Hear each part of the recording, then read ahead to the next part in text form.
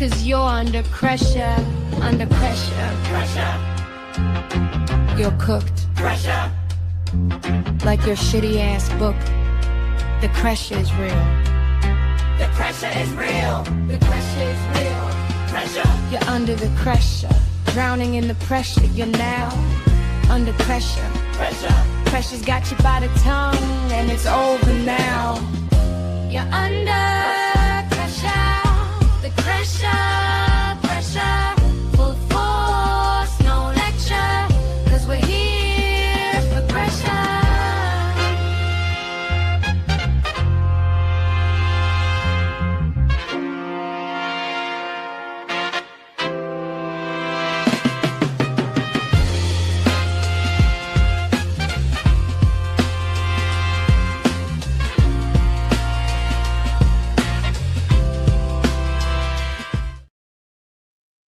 I feel like doing this right here.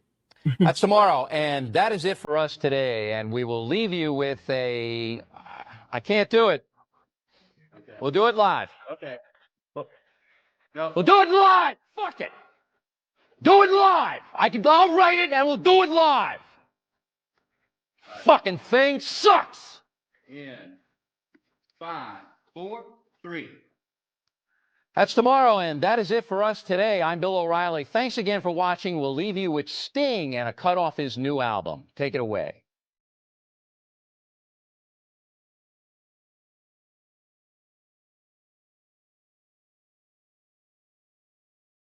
Fuck it, we're going live. Fuck it. Anyways, y'all, I've been sweating all day, and so it's just better for both of us that we have this no camera. Okay, all right. Thank God. Look, I've been working out in the yard and cleaning window units, and yeah, I just took my wet shirt off. Okay. I love getting dirty though. I really enjoy it. I feel fulfilled whenever I get to get my hands dirty and sweat and get nasty. That way you clean up really good. You know, you feel extra nice whenever you get to take a shower. And I can't wait to do that. I can't wait to do that, but I'm kind of glad I'm back here in this room by myself as well. So like I said, it's safer for everybody. Oh my gosh. Anyways, how are you guys doing? Yeah, I let my mouth overload my ass again the other day when I was like, yeah, I'll see y'all tomorrow. No, I guess I'm not made for 2 in a row or 3 in a row. I got to do like every other damn day. Okay. Oh man, I'm getting old. I'm getting so damn old. I wish I was playing in the dirt. We were supposed to do that today, me and Sai, but air conditioners, they come first. Okay, where I'm from, it is hot as balls. Okay, well, not really right now. It's 84 degrees. It's mocking me, but it's like I live right. I will never say Gulf of America. Okay, so you might as well chop my head off. All right, not talking about y'all, but our emperor. I'm not saying Gulf of America. I live by the Gulf of Mexico. And you know, we get a lot of humidity. It's very swampy over here. It's swamp ass. Anyways, how y'all doing? Hey, Calissa Cats. Hey, Angela. Good to see you. Faye Loves Nature, Aussie Cheryl, and Amanda down under. Wait. Oh, let me fix this where I can see it. I went and fixed everything how I wanted it on my other computer. When I came in here, I had to do it all over again. I'm like, what's the damn point, man? This is some bullshit. Let's see. Let's go tall. We're going tall. Do y'all even like that? Like when the comments are on the screen? 84% humidity? Blech. That sounds gross. It is the Gulf of Mexico. Beautiful place, right? I mean, brown water. I have never, look, now that I'm about to say that, I have not, I've never seen blue water. Okay. Besides swimming pools and rivers. And it wasn't blue. It was just clear. But I mean, you know, you can't see your feet. I don't like that. but I swam in it. Used to. I used to jump off pylons and stuff. Those things. I guess they're the things that are under the bridge. So stupid. So stupid. I used to go hydrosliding. But whenever I'd get thrown off of the hydroslide, I would immediately put my feet on the board and would just lay like on my back. You know what I mean? Because I did not want my feet dangling in water that I cannot see my feet. It's weird. I don't like it. Anyways, it's fresh water, but still, salt water barrier. But you went on a cruise, it was blue out in the Gulf. Wow. I never want to go on a cruise. I just being trapped with people. Look, I found out that I'm not very peoply through all this rigmarole, with the pandemic, with the murders, with all the things. And I'm just like, yeah, I used to think I was a social butterfly. Like I thought I was so outgoing until I quit drinking. And then I was like, oh my God, read the room. I was not. And I was made for social distancing, it turned out. And I liked it. Not the pandemic, of course, but I liked that I was right for once. And I was like, Mom and Ashlyn, they would try to go places. I'm like, I'm staying home where I'm supposed to be. You know what I mean? Grass Valley, Nevada. Oh, I can't. How do y'all do it? Well, I don't really remember Vegas too much. There's no grass. There's no trees. I can't. I look, whenever I was first married, the first time, and my husband, like almost immediately he went to work in Odessa with his dad and his brother, at the refineries. Hold on, I got to clip this back. Okay. What the hell? Keyboard is acting crazy.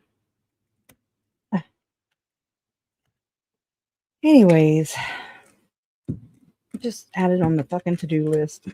God dang. Anyway, so yeah, he went to work in Odessa. Oh my gosh. Okay, I'm sorry. I'm having to snap it. I feel like I'm gonna break it. I probably will. I'm like a bull in a china shop. But yeah, Odessa, and it was like a 12-hour drive. My mother-in-law drove, and my sister-in-law, I don't remember if she drove. Shit, I can't hardly remember that far back, but it was just like the air conditioners were on top of the roofs, and it just was lonely. And I remember, when I got there, my husband had his truck, and so I went somewhere by myself, and I was jamming some coon-ass Cajun music. Anyways, it was funny. I thought it was. And we drove into Mexico like some dumbasses. And I mean, I say that because customs, and, we went shopping, and little kids followed us around, and we were like, we're not stealing shit. Leave me alone. So, it was different. It was culture shock. We went in through like Acuna, I think it's called Acuna. I don't know if there's more to it. But it was like we got we hauled ass out of there because there was a dust storm, and then it flooded for like the first time in forever. I'm like, good Lord, like there was sand flying, dirt, sand, just everything. And it was crazy, chaotic, but that was wild. And then the only time I went to Vegas, it was like the second time my mom got me on a plane. Like I've told you guys before, my other uncle died in a plane crash in his own plane, which I got to do some investigating around that still. Because he had just done a multi-million-dollar deal. Anyways, just some bullshit, some fuck shit. Some probably some corrupt shit. And it was like a city councilman, him, my uncle, all 7 on board died. Anyway, so I just never wanted to get on a plane. And my mom, she was like, come on, you can go. I'll pay anywhere. Where do you want to go? You want to go to Italy? And I was like, nope. Hell no. You want to go to Canada? Nope. Sure don't. No, thank you. Acuna was not safe. No. Anyway, so she was like, oh my God. And she ended up going to Italy and Vienna and all that jazz. But I mean, I love the necklace and the bracelet she brought back. That's all I'm saying. I wish I could, get more. But the first time, we went, and it was like my daughter was 18 months old and she's almost 6 years younger than my son. And so I had, 7-year-old and 18-month-old, and we had her in one of those snowsuits, and we went, I forget the names. We went to Tennessee. We went to Knoxville. I don't remember the mountain name. Sorry. I can't think of it right now. But we went up that mountain. It was like 17 degrees. Anyways, we got out. It was like, I realized that at that moment, I was not raised around snow, so I never dealt with it. I didn't realize that snow equals precipitation. Precipitation is wet. So I froze my ass off all the way after being up to my thigh, up to my hips in snow. But my daughter fell over and she was pissed off because she was in the snowsuit. So it was kind of funny. She was mad. She couldn't get up. Not very easy to move around in those things, but welcome in, everybody. Come on in. Come on in. I haven't had time yet, y'all, to I started working on the timeline for those TikToks. I mean, it was crazy. I went back and listened today, and I was like, that is wild. When you start to realize the action that was going on. I mean, it was like they were going hard, ham, like way before anything. But I still would like to put that in a timeline just so I can check myself and have that available for, whoever wants to see it. I think it's pretty relevant. It's freaky. Freaky. What happened to my background? Oh, I changed it. Let me find it again. It's a little loud, so I don't know. It didn't turn out the way. Look at that. Bang. I'm like, good Lord, Chris. That's very anonymous. Very anonymous. But you can't see me, right? Right? Am I camouflage? I'm hiding behind my disguise. Did y'all know?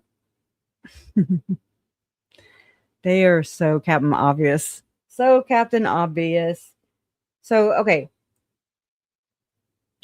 Today I was copying and pasting into my Speechify app, the different articles that we're going to go over. And however, I said I was not going to cheat, and then I didn't. Okay. But I had to kind of look at things a little bit. And I noticed this one of the articles on Web of Spook, it entailed anonymous accusations. And I'm like, well, the apple doesn't fall far from the old oak tree. No, I'm picking, I don't know. You know what I mean? It seems like it's like different versions of JLR, whatever the hell. Okay, Jonathan, whatever. It just seems like that to me. That's what goes through my mind is, do these people work for like some kind of chaos agent or something? What the fuck is going on? It's weird and I don't like it. And it's like they feel entitled and very bossy and shitty. And I don't like it. And somebody's got to be blowing their head up besides just money and playing on everybody's heartstrings. It just seems more to me than that. That's just my gut. That's like my gut feeling. It's like something is here. I don't know what it is. We all have our metal detectors out. We all have our bullshit detectors out too. We're like, beep, beep, beep, beep. We're like, what the hell? But nothing. Or nothing. It's like all together. It's bad. But like when you just have one piece of it, you're like, oh, that ain't really bad. That as an outsider, I'm trying to think like an outsider, they're probably like, well, who gives a shit? But it also goes into people who do watch them, who do support them, who like do not care about this shit. Either they don't care about the ethics part, they're just there for the entertainment, or oh, nothing's happening. I don't think. I hope not. I don't want nothing to happen with her.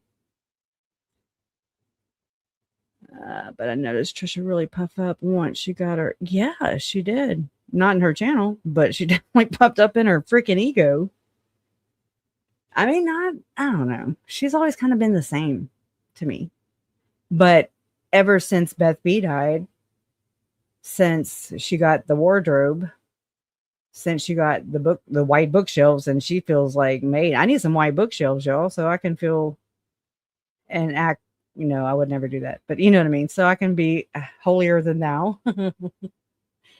Oh my God. I need a suitcase, ancient or whatever the hell she said, antique suitcase with a dildo in it, a vibrator thing, right? Don't we all? I know. Crafty Chris, you're probably like, what the hell did I just freaking comment on?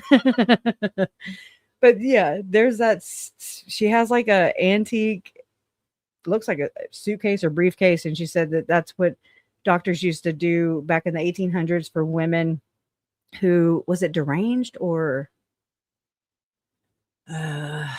something D? Well, not, oh my God, I just walked into that one. Something D. Oh my God. Okay, let me get my head on straight. But yeah, she definitely did blow up or puff up, like you say, with author. I agree with that.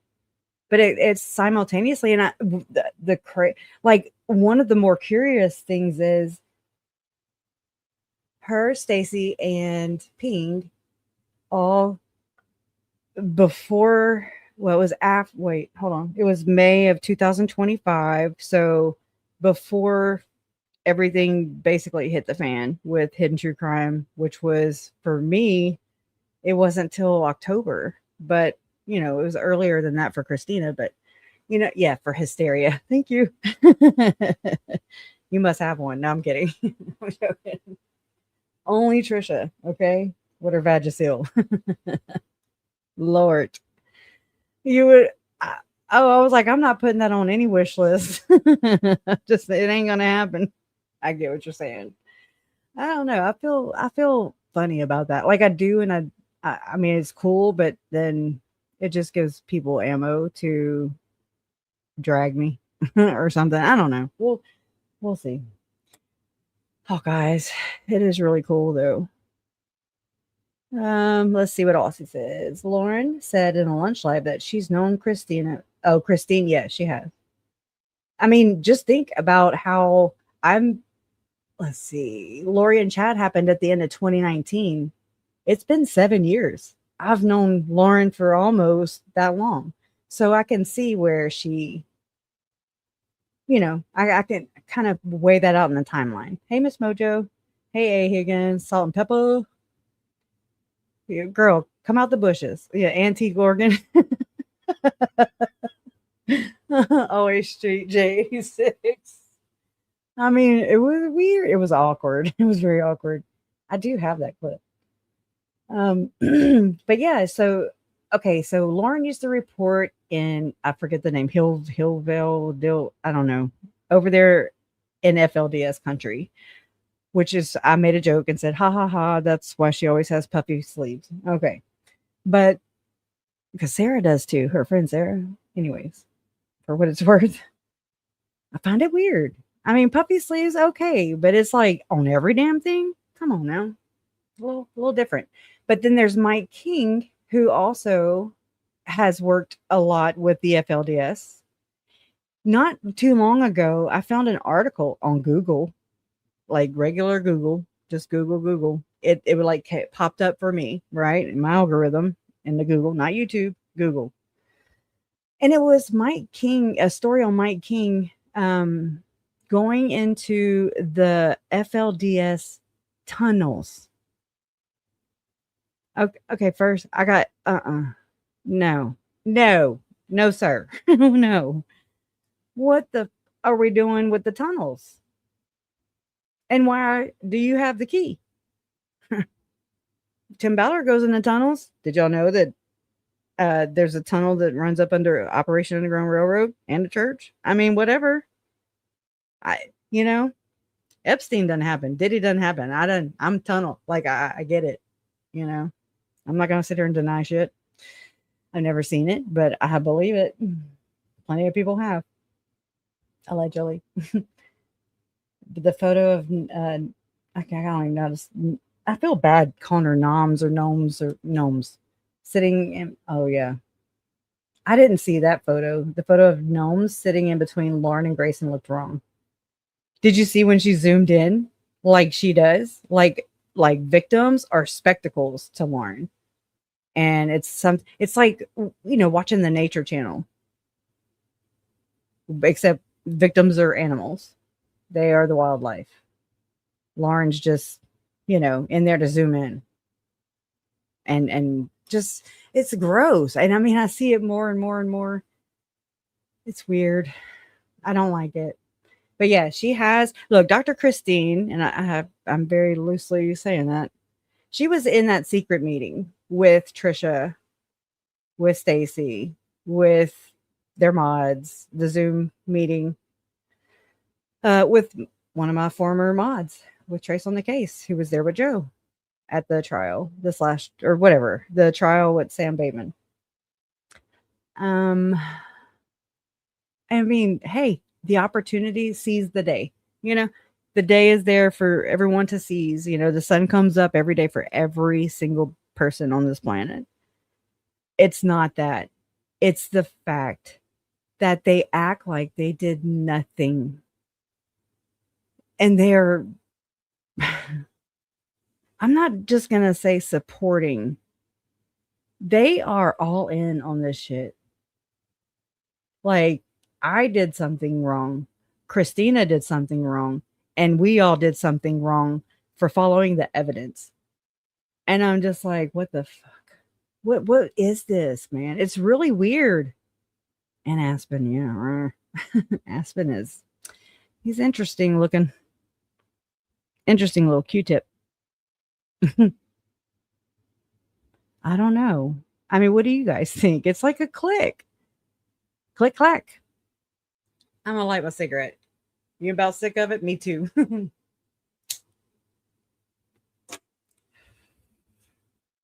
It's called evil. Yeah. Horsewoman took the words out of my mouth. I think it's that for the other one too. For the godmother of true crime, in my opinion. That's how it feels from my experience. It really does feel pretty fucking evil. Sorry. I need to not cuss this much. It's hard. Like I said, these people really bring out. I didn't used to ever cuss it's not as bad. I mean, it was every now and then. But damn. Yeah. Yes. Just me. They cut you and blame you for bleeding on their shoes. You know what color their shoes are? Red. Red shoes. Get it? No, I'm kidding. But yeah. I mean, Megan saying that she built her channel with her own bare hands. And I'm like, but your hands are bloody. Because it's with my family's freaking blood. And Tammy's. And Joe's. That's not cool. It's not cute. You did not. I mean, call it for what it's worth. We would not be here if it were not for the murders, I'm here for the victims, Lori also, I had to mourn her death, so to speak, because that person that I knew as my aunt is no more. And I mean, just like everybody else, in my family and our friends and families and everybody who knew these people, but I can only go by my experience. And it's like, it's just not funny. It's not cute. And then to find out all the mockery, which I find it interesting. I remember Melanie Gibb. This is just this is how my mind works. My mind will sit here Like the other day when I said, okay, so Trisha's latest thing has been, oh, well, if the family, and she's acting like she has family support, and don't count Megan. Megan does not count. And I know it's not Colby. And I know it's not me. I know it's not my mom. I know it's not my dad. I know it's not my brother. I mean, we can go through the whole Jerry. I mean, I've never seen them talk. I've never seen anybody else but me associate with Trisha. Okay. This whole time. And so for her to want me to email her so she can trap me, not going to do it, but that's beside the point. But, there was a while back whenever some body cam footage that came out, and Hella and Dally got a hold of it first before Nate Eden. The goddamn bird. It's dark. Anyways, Hella and Dally, they got a hold of the body cam footage. Nate Eden didn't even have it, and they broke it on their channel, and it was Lori in her prison cell being a goddess, a jail goddess, prison goddess. And then, at that time I was kind of circling and going, and I'd keep up with Web Sleuths, and I still do. I have to be in the mood. I really do. It came on by itself earlier, and I was like, oh god dang. But I mean, minimal views, and I'm not making fun. I'm just saying that it had been on or over for 6 hours, and there were like 255 views, and I was like, well, that sucks.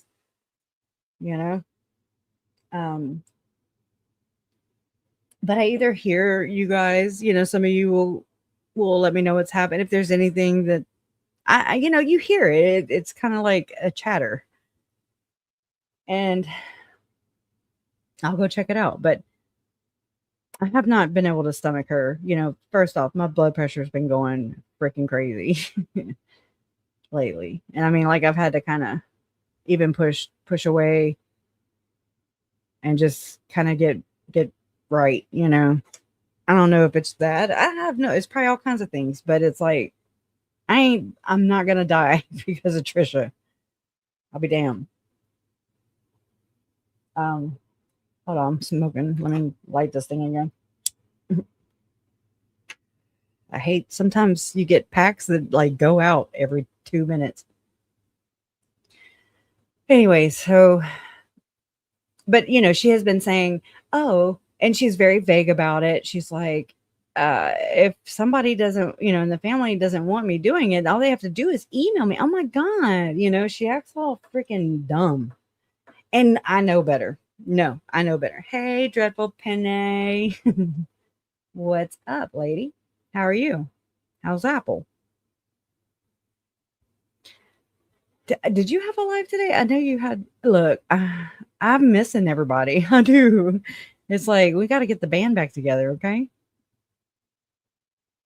Yeah. Smoke them if you got them. Yeah, I know. I need to stop smoking. Period. But I just am not ready. And I've been Dreadful Penny. I've been collecting those screenshots. Like I told you, I need to email you the link to the Google, if you don't mind, Google Photos. That's the big app I use where all my photos go for sure. That's not Apple. I've got 5 different storage accounts, but they automatically go to Google and they automatically go to Apple. I don't know what that means. Just me. Okay. Anyways, and I can just email the link, and it's just, something we share that's not on YouTube, or you know what I mean? It's and I like how you do them too, though. But they automatically go into my Google, so it's like they group and everything. So she is 722. And I mean, hey, have at it, lady. Have all the 722 parties to your heart is content. But she's been extra this year with her promotion, and she's doing it, I believe, to piss us off, right? It's the only way she's got power or any kind of control over our emotions, and that's how they work. You know, I don't know all the things about narcissists. In my opinion, I'm not diagnosing her. It just seems very selfish. Okay.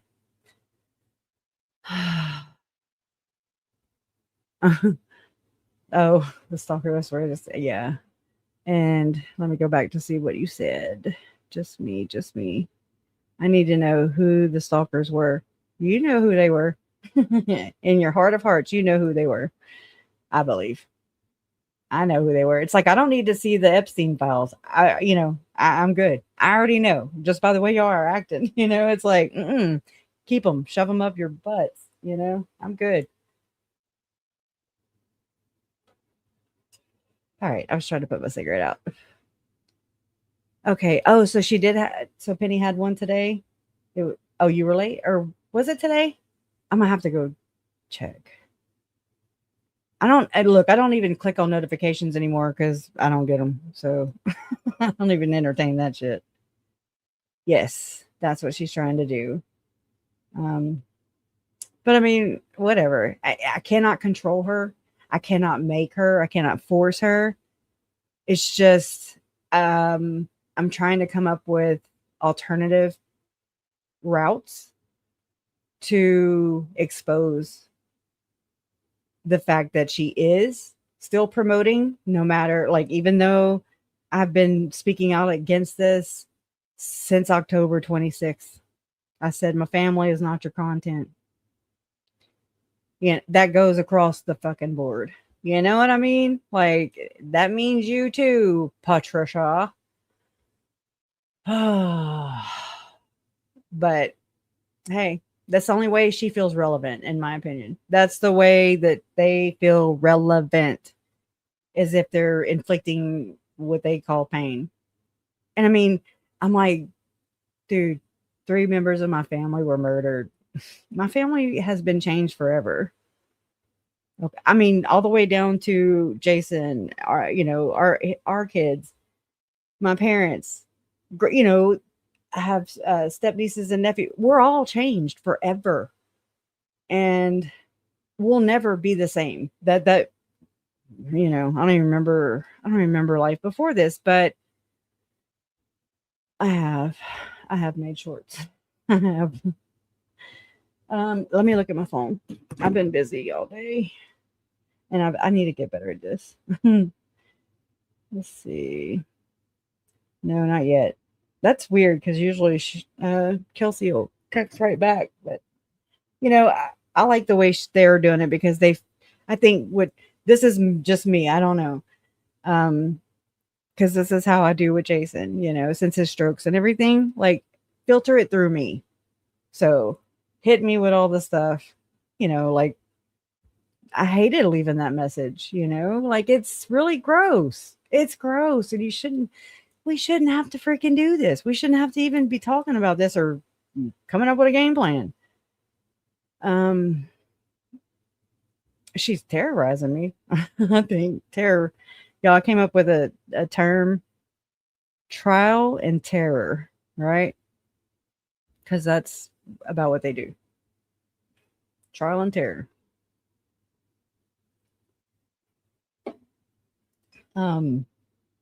I mean, she's closer to meeting Jesus than I am. I'm just saying. I won't be able to really know until it's over, until it's behind me. And then I'll start assessing the damage. That's how I work. All it is a suggestion, I mean, I can, but it's like, I can try. Trial terrorist. Absolutely. Abso-freaking-lutely. Cuckoo. Okay. I need to get this show on the road. I've really enjoyed talking to you guys. I'm not bitching. It's like, I feel like I'm bitching all the time, but I can't help it. We got to talk about it. And, I know that all of us with our frontal lobes, okay, we're very smart and we have empathy we have compassion, we're driven, we have, you know, we really care. And I know that we can come up with some things that if there's okay, this is where I'm at, because like I said, I can't control anybody, much less her. I can't stop her. I can, yeah, I don't have money like that, you know, like it's just not like that over here. We live very, you know, on, I take care of Jay. Anyways, I won't share my business, but I mean, we're very humble here. And I don't have the money to, I like to go at it with my brains, you know, like with my mind, because I am a hell of a like resourceful person when it comes to ideas. I always have a backup plan before I even know I have a backup plan. And I'm like, oh yeah, I didn't realize I did that, you know? And I mean, I know I'm always late and all that stuff. And I get it, you know, I really do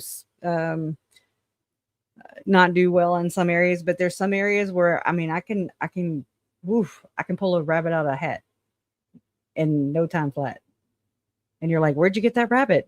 And that hat, where'd you get that? I don't know. It's called, I've always had to live this, or this is my life, you know, like I've had to do this kind of stuff. Not that kind of, not toxic people, but I say that as I'm sitting here thinking of Lori. Yeah, maybe so. All right, let me do this. Let me do this. So we can at least change the screen. Y'all, that's so loud in the back, so I'm gonna change that. Oh my god, Faye. Crusher, you're the only, yo, I'm sorry. You are the one that's truly real, and we love you just the way you are. Don't change. I'm almost 50, and I doubt it. I doubt it'll happen now. So cool. No, I don't plan on it. Thank you so much. Again, thank you. I can't tell you enough. Let me change this background because it is very loud. It's very loud. It's bothering me. See, I made them they were supposed to be blur, but yeah. So we'll just, oh my gosh, whatever. I can't find it. Where's just the black one? Oh, there it is. Okay, I can't see it because I'm covering it. Alrighty. Okay, so I'm gonna pull this down though, because I hate the way they make them where they're so large and they cover so much real estate. If y'all have any ideas, let me know. I thought about doing like a marathon, and I say a marathon, and I'm over here like I can't show up 2 days in a row because it's too much. But something where it's like, you know how they have all Christmas till Christmas or things like that, where you listen to all Christmas and do all Christmas and talk all Christmas until Christmas, and then you're sick of it. Well, I mean, July 22nd is around the corner. It's less than a month away. When I think Lori's birthday was just past, maybe yesterday. Happy unbirthday, lady.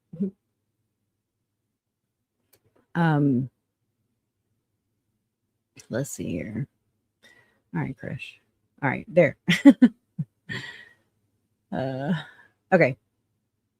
And look, I have it scrolling at the bottom right now, just before I forget. We're just gonna have a chill members only live stream tomorrow. I sent out the link earlier, I believe. I'm pretty sure I pushed post to all channel members, so I hope you can make it. It'll be at 7:30 tomorrow night. Just chill, web spooking and stuff. And is it still considered a birthday if you're a demon? Asking for a friend, right? Yes, thank you, Faye. Thank you. And oh, look, I kind of went wild, you know, with I was like, my mods, my last live stream, and I was like, oh man, when I went back and watched it today, I was like, oh, I hope I didn't come off too bitchy, or I wasn't talking about all you guys, just a few. But I love you. I hope you're doing good, beach bum. All right, Christmas in July, we'll be here, right? Okay. So what I'm gonna do, I'm gonna show you what I'm doing first. And I don't really know which order to go in because I'm trying to learn as much about the story so we can kind of build upon Web of Spook. I mean, there's multiple blogs about it. This is the long one. I really don't know which one to start with. How about we do a couple short ones? We might plow through them today. I don't know. That's what it seems like. But I loaded them all up.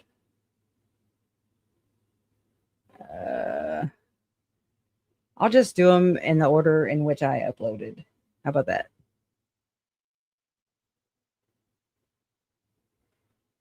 Okay, let's see what we have here. So this is a Sword and Scale podcast. I don't know how to say that, but we will learn here in just a minute whenever Speechify Me reads for us. Okay. So, all right, y'all ready? Buckle up. Everybody buckle in, arms, everything in. Don't let anything outside of the real car. Trauma car. Just kidding. All right. And I might have to speed it up here in a minute. I'm going to try not to talk over it because I did have someone complain about that last time. And I am really bad about it. So, going to try. I'm not perfect, though. A Sword and Scale podcast Barassi, posted by Sarah. The podcast Sword and Scale has garnered a significant following within the true crime podcast genre, known for its graphic storytelling and exploration of criminal psychology. However, despite its popularity, there are several compelling reasons why some listeners may choose to avoid this podcast. You have all been asking me to write something about this, and today I'm going to do just that. So join me today as I explore this true crime podcast, thoroughly examining the ethical implications, content quality, and the broader impact of true crime media. Sword and Scale is notorious for its graphic portrayals of violent crimes, often detailing horrific acts in explicit detail. Yeah. For many listeners, this level of graphic content can be distressing or triggering, particularly for those who have experienced trauma or have sensitivities to discussions surrounding violence and abuse. Mm-hmm. If you enjoy this, that's fantastic. Everyone has the right to their preferences. True crime investigates the shadowy recesses of human existence, the dark side of humanity, by illuminating the unsettling truths that often provoke both curiosity and fear. It encapsulates the darker facets of our world, and it examines things most don't want to. While many choose to avert their gaze, Mike Boudet confronts these complexities with an unflinching resolve. This makes him stand out. I personally appreciate graphic content in the true crime genre, but it can become repetitive when the same information is endlessly circulated by other commentators, podcasters, and influencers. Yep. Engaging with such intense subject matter can have adverse effects on mental well-being. Listeners seeking a more uplifting or balanced media experience may find the relentless focus on brutality and crime to be detrimental to their mental health. I can confidently say that listening to Sword and Scale isn't the best choice for your mental health if you are one who cannot handle content of a graphic nature. I want to also elaborate that this concern extends beyond just this podcast to many others of a similar nature. Mike Boudet, the host of Sword and Scale, has been a contentious yet polarizing figure within the true crime community. His opinions and commentary on various topics have sparked controversy and significant debate, leading some listeners to feel uncomfortable with his perspectives. Oh my gosh, does Dr. John have a brother? Oh my God. That's what it sounds like. There's a lot of these people, Tim Ballard's like this, I call it shock doctrine. There's a lady, I forget her last name, but her first name is Naomi. She's from Canada, and they use these shocking words. When you hear our word with children, they're being graphic, I'm saying graphic to try and not get flagged like I did the ones that I talked about, Tim Ballard and the SRA, I guess they're cracking down. I don't know, whatever. It said it can't be monetized. I was like, well, that's a first. Anyways, so, and I need to read to you guys also about Web of Spook, the fall of Trisha Boudet. Okay, or Boudet.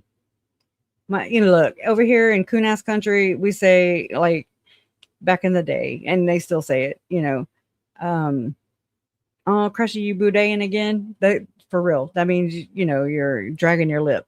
You can mop the floor with your lip because you boudin. So there's that. But, so Web of Spook, I'm just going to show you this right here. These sources primarily consist of blog entries and creative writing by Sarah Afshar, documenting her prolonged conflict with the network of online antagonists within the true crime community. Afshar details allegations of cyberstalking, identity theft, and defamation carried out by individuals associated with the forum. I'm not going to say it. Specifically naming, Trisha Boudet, Mayra Martinez, and Terry Stipp. The conflict reportedly began after Afshar interviewed Tony Ingram and voiced her support for a homicide theory. So listen, this is what set it off. The conflict reportedly began after Afshar interviewed Tony Ingram and voiced her support for a homicide theory regarding the death of Morgan Ingram, which is Tony Ingram's daughter, which contradicted the narratives of certain amateur investigators. That's it. That's petty. Beyond personal accounts of harassment, the text includes an analytical critique regarding the unreliability and ethical failures of armchair sleuths who lack professional training. Additionally, the collection features a fictionalized short story that serves as a satirical allegory for the toxic dynamics and legal consequences found within digital investigative circles. Through these various formats, the author advocates for digital accountability. I mean, I'm on board, right? And the protection of victims' rights against online bullying. I finally found my victims' Bill of Rights yesterday. I did. I was like, oh, there they are. Okay. I've been looking everywhere. I had it included with another thing I was working on, which just does not surprise me. Okay. But let's get back to Brad Pitt. Okay, gotta find it. Okay, found it. But I mean, yeah, they use the trigger words so that we stop thinking. We stop thinking when we hear this. Some of us can't wrap our brains or our minds around something so horrific, right? And I think sometimes they do it intentionally, they weaponize words. Okay, that's just my personal opinion for what it's worth. They weaponize everything.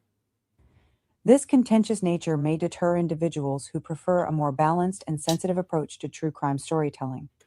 Like Boudet, I support Donald J. Trump, but I believe politics have no place in true crime discussions, especially when talking about dark things. Donald Trump. I gotta say, look, I didn't, and I still really don't. I don't get politics. I never liked it. I never felt drawn to it. I voted one time in my life. And I was in a wheelchair because I broke my femur, not my femur, shit. My ankle. I shattered my ankle, my tibia, and my whatever those things are by your ankle. I shattered it. I still have 8 screws in a metal plate. But yeah, so I willed my happy ass to vote. And then the person I voted for or my state didn't count. And I was like, well, what's the freaking point? And I sucked. Like I was in trouble in civics. I had to sit next to my teacher's desk. Okay, back in, it was high school. I thought it was middle school, but it was high school. I just was not interested, period, in civics. I was just like boring. I loved English, which I know you can't tell, but I did. I loved English. I excelled in that always. But I just look, with all the religious stuff that I've had to deal with Lori and Chad, look, it was the most uncomfortable, and it is the most uncomfortable spot to try and, I guess, talk, just talk about. People don't want to talk about politics, religion, and there's a song by Sammy Kershaw, politics, religion, and her. Those are the three things you don't talk about. And I have to talk about all those things. I don't know the verbiage of politics, but I know the people, birds of a feather flock together. I know that President Trump sat Tim Ballard in the White House for child trafficking, anti-child trafficking crap. And I mean, I'm just like, ew, oh no, they're really affiliated. President Trump has appeared on Tim Ballard's podcast. I mean, there's all kinds of things I could tell you right now, but we're not here to talk about that right now. But you have to talk about everything. That's where I'm at. I'm not saying all that. I'm just saying you have to factor that in, because if not, you're totally walling off an entire wall. I mean, just all this stuff that could factor into the thought process, the mindset of said people, who's influencing who's endorsing who, the support, I mean, they give each other credibility. It's really, it just is what it is. So I don't know all the terms, and I don't understand actually where I'm at in all this spectrum is that they created politics in order to divide us. And it works like a charm. It works like a freaking charm. Any kind of label, anything, like, look, I was born naked. I know, right? Were you born with clothes on? I know, right? Came in this world with nothing. We're going to leave this world. It doesn't matter. We're going alone. There's so many people, especially kids, that are being hurt. Those like that, Tylee and JJ weren't fortunate. And this is where we can make their lives count. Lori was always about make it count, make it count. Yeah, we do every damn day. Just not in the inverted way you meant, So I know we got this. I need to stop talking and just go. But everybody should be held to the same standard, and everybody's not. And that's just, we need to understand that. We need to not divide over shit. There's a time and a place. Sometimes you just have to eat a little shit. Sorry. My mom used to say that, but you do. Sometimes you have to eat a little shit. And it's just kind of the way of the world. Anyways, sometimes you need allies. Sometimes, it's just, anyways. All right, let me hush. Donald Ready? Trump cannot be held accountable for a woman's decision to murder her husband over an affair, unless the case directly implicates the president. Referencing him appears unwarranted and illogical. True crime delves into the darker aspects of society, and political opinions shouldn't influence conversations about crime cases. The two topics are so incredibly distinct. If you want to discuss politics, consider starting a political podcast and keep them separate from one another. Listeners may perceive the host's commentary as biased or sensationalized, which can undermine the credibility of the narratives presented.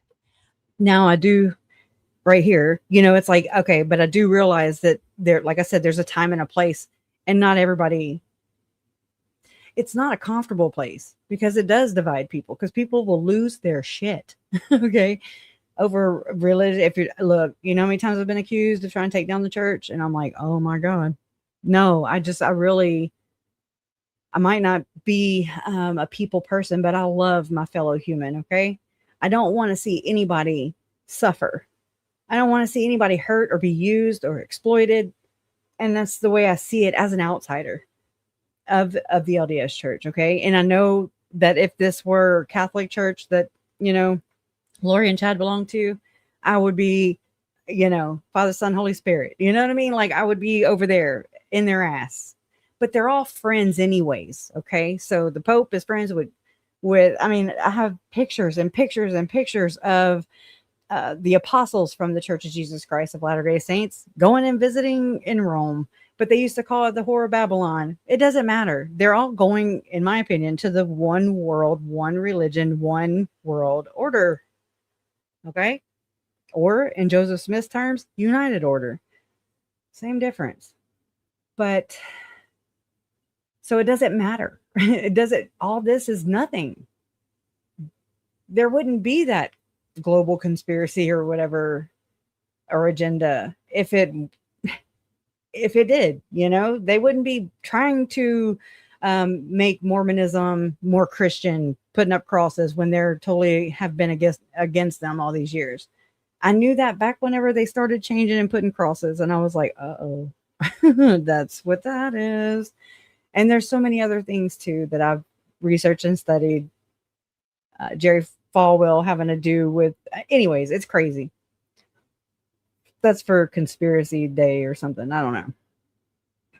But that's what they're doing, in my opinion. So it doesn't matter what we believe in. It really doesn't. They're going to they've weaponized that and they use it against us. And it really sucks. I hate seeing that. For those who value impartiality and nuanced discussions, this aspect of the podcast may be a significant drawback. Come over Mike here. Boudet often presents a one-sided bias in his podcast, which is his prerogative. Oh. However, if you prefer in-depth analyses of crime cases without bias, you will not enjoy Sword and Scale. Oh. He also tends to sensationalize true crime topics, and at times, his discussions of certain cases come off as if they're a chore to discuss, as if he's disinterested in what he's talking about. I want to make one thing clear. Everyone is entitled to produce a podcast, including those in the true crime genre. While some creators exhibit a profound passion for this subject matter, others may not engage with it as fervently. Boudet, for instance, shows a notable enthusiasm for certain topics, while his interest in others seems comparatively muted. While many episodes are well produced, I have noticed inconsistencies in the quality of storytelling and production. Right. This variability can lead to a less engaging experience for those who Love seek it. polished and cohesive narratives in their podcast consumption. Oh my A God. podcast doesn't have to be perfectly produced for you to enjoy it, Ooh. but Boudet's storytelling might not resonate. Miss Margie, I'm so sorry to hear that. I really am.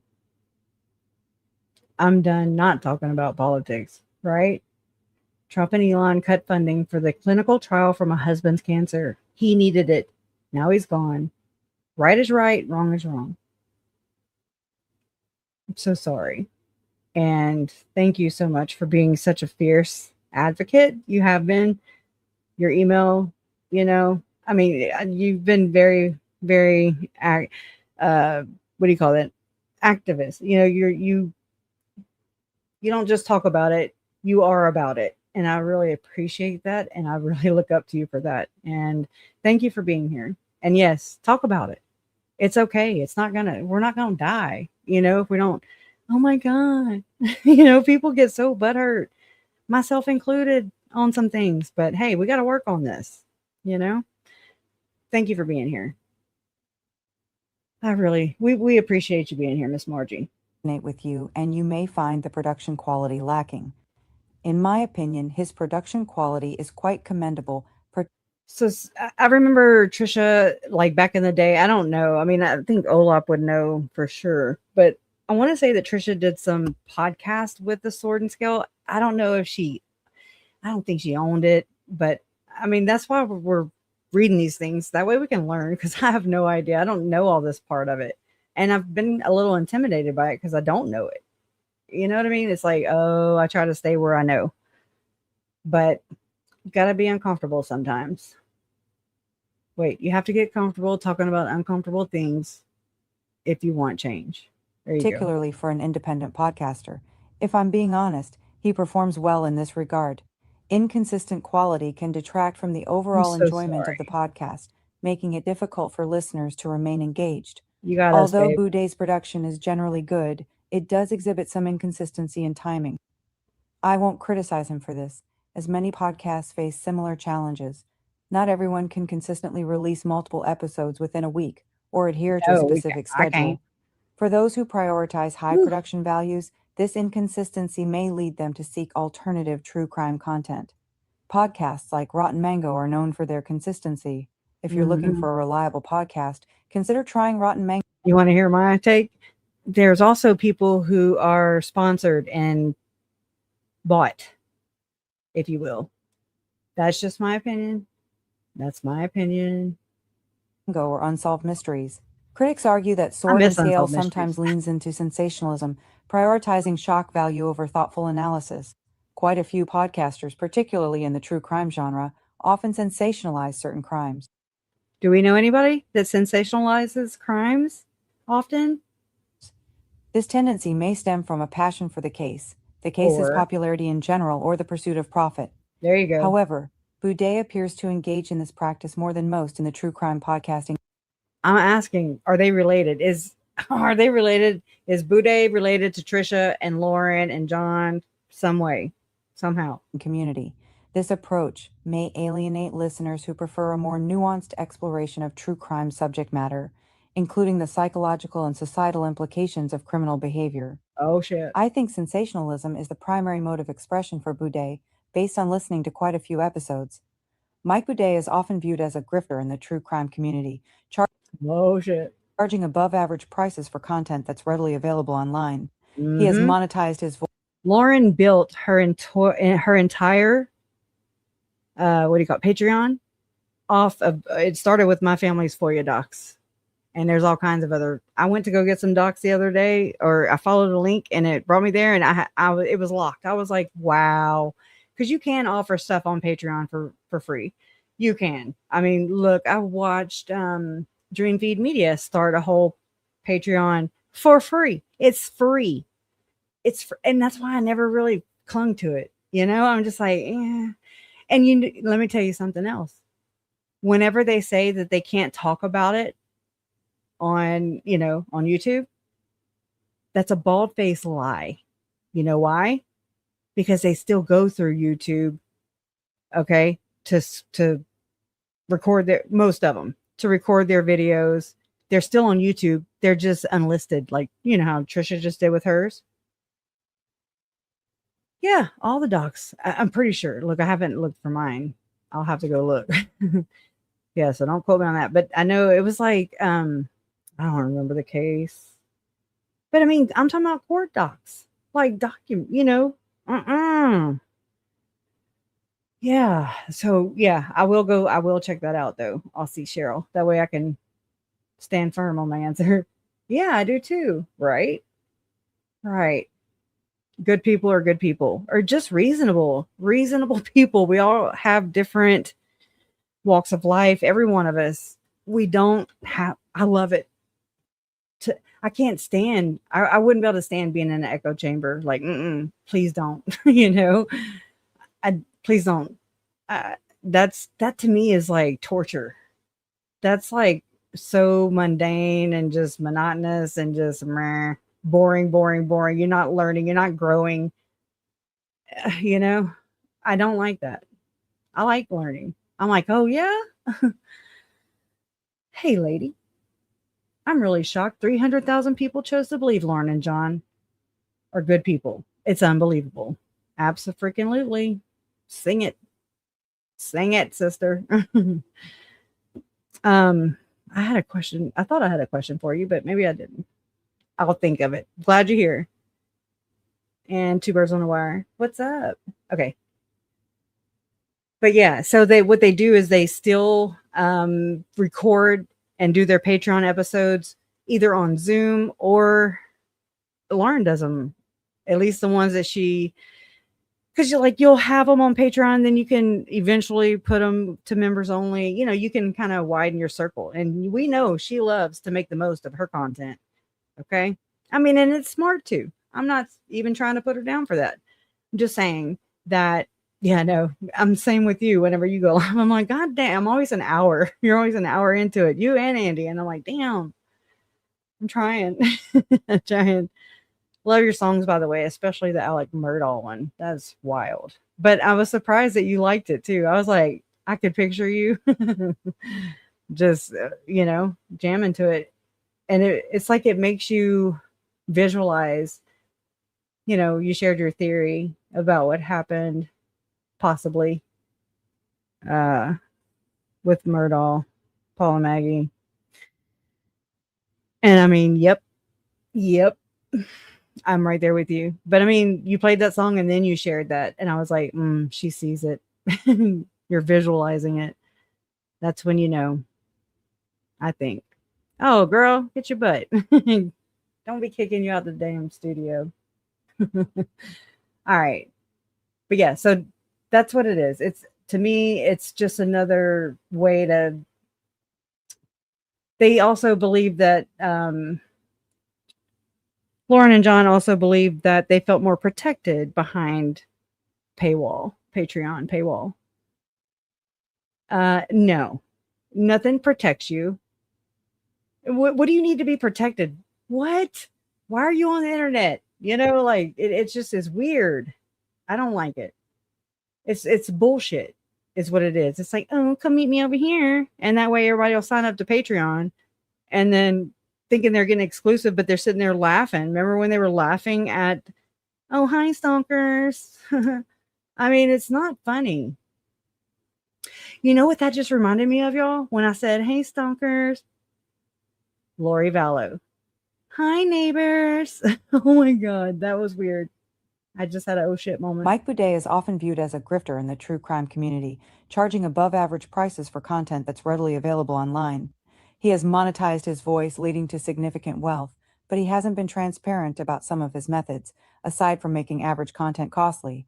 While I believe he has the right to earn a legitimate income this way, he lacks transparency, as he charges audiences extra for content that's already available on the internet. While many label Mike Boudet a grifter, I prefer not to disparage him, as I don't believe he is as problematic as many online perceive him to be.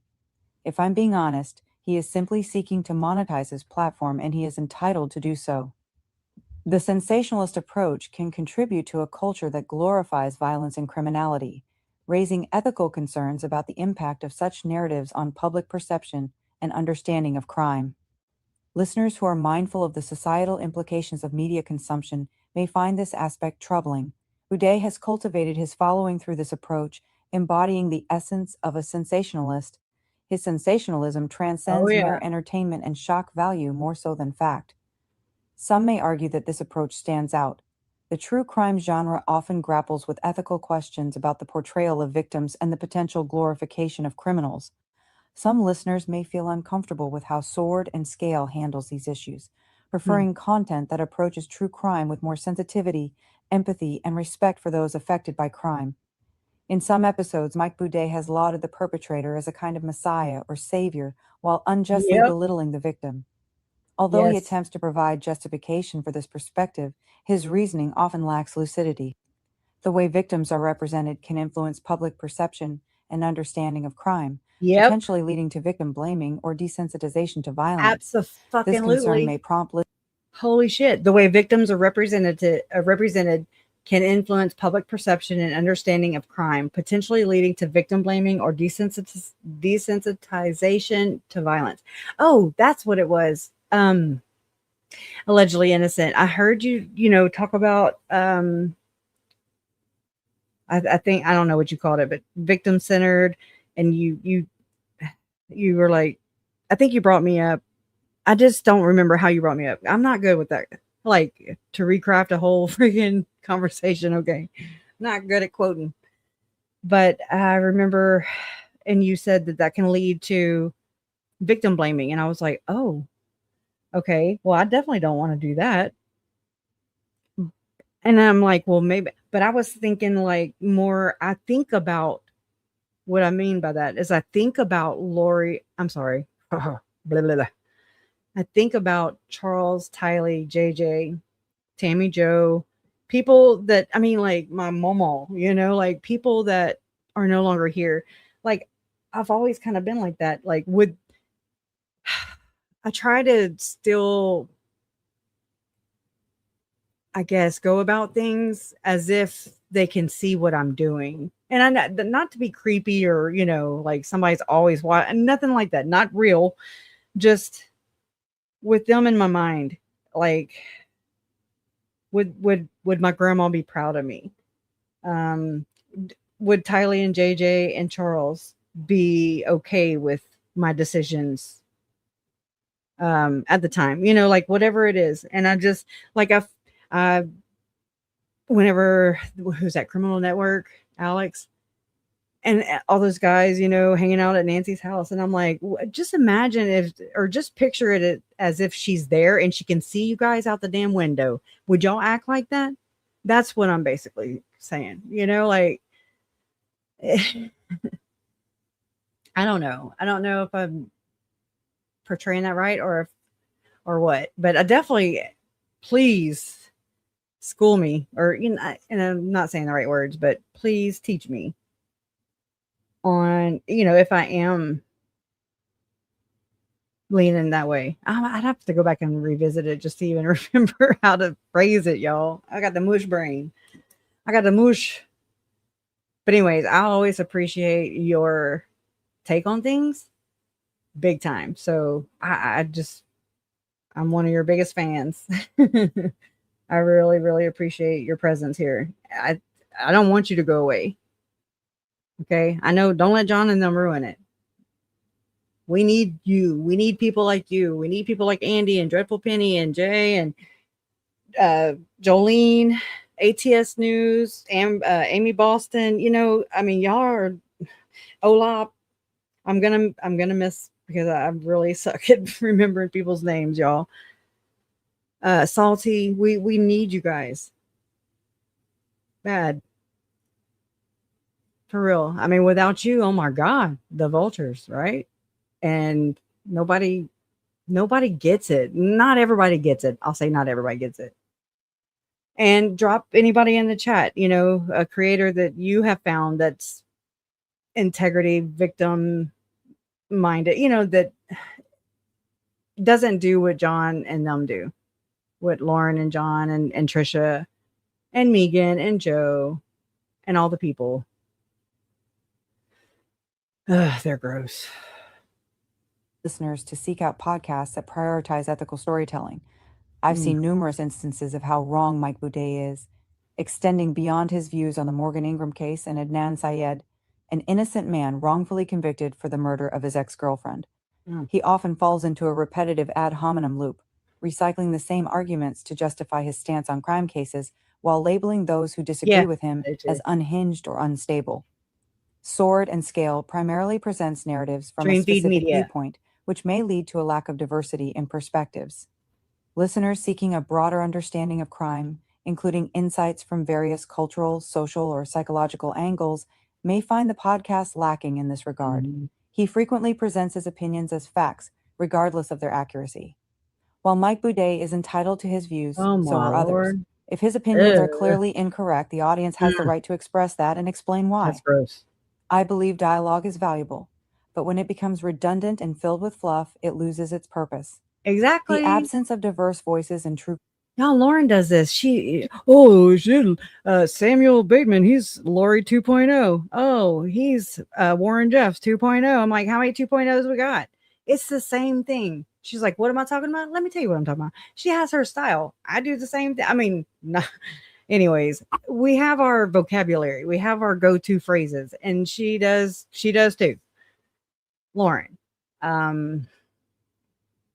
So I'm just like, nothing's new. It's just a new crowd or slightly different, you know, people who have either just subscribed to them and, or, you know, they picked them up on their way, or, you know, people who believe that she's in the right. And I don't think there's that many people, you know.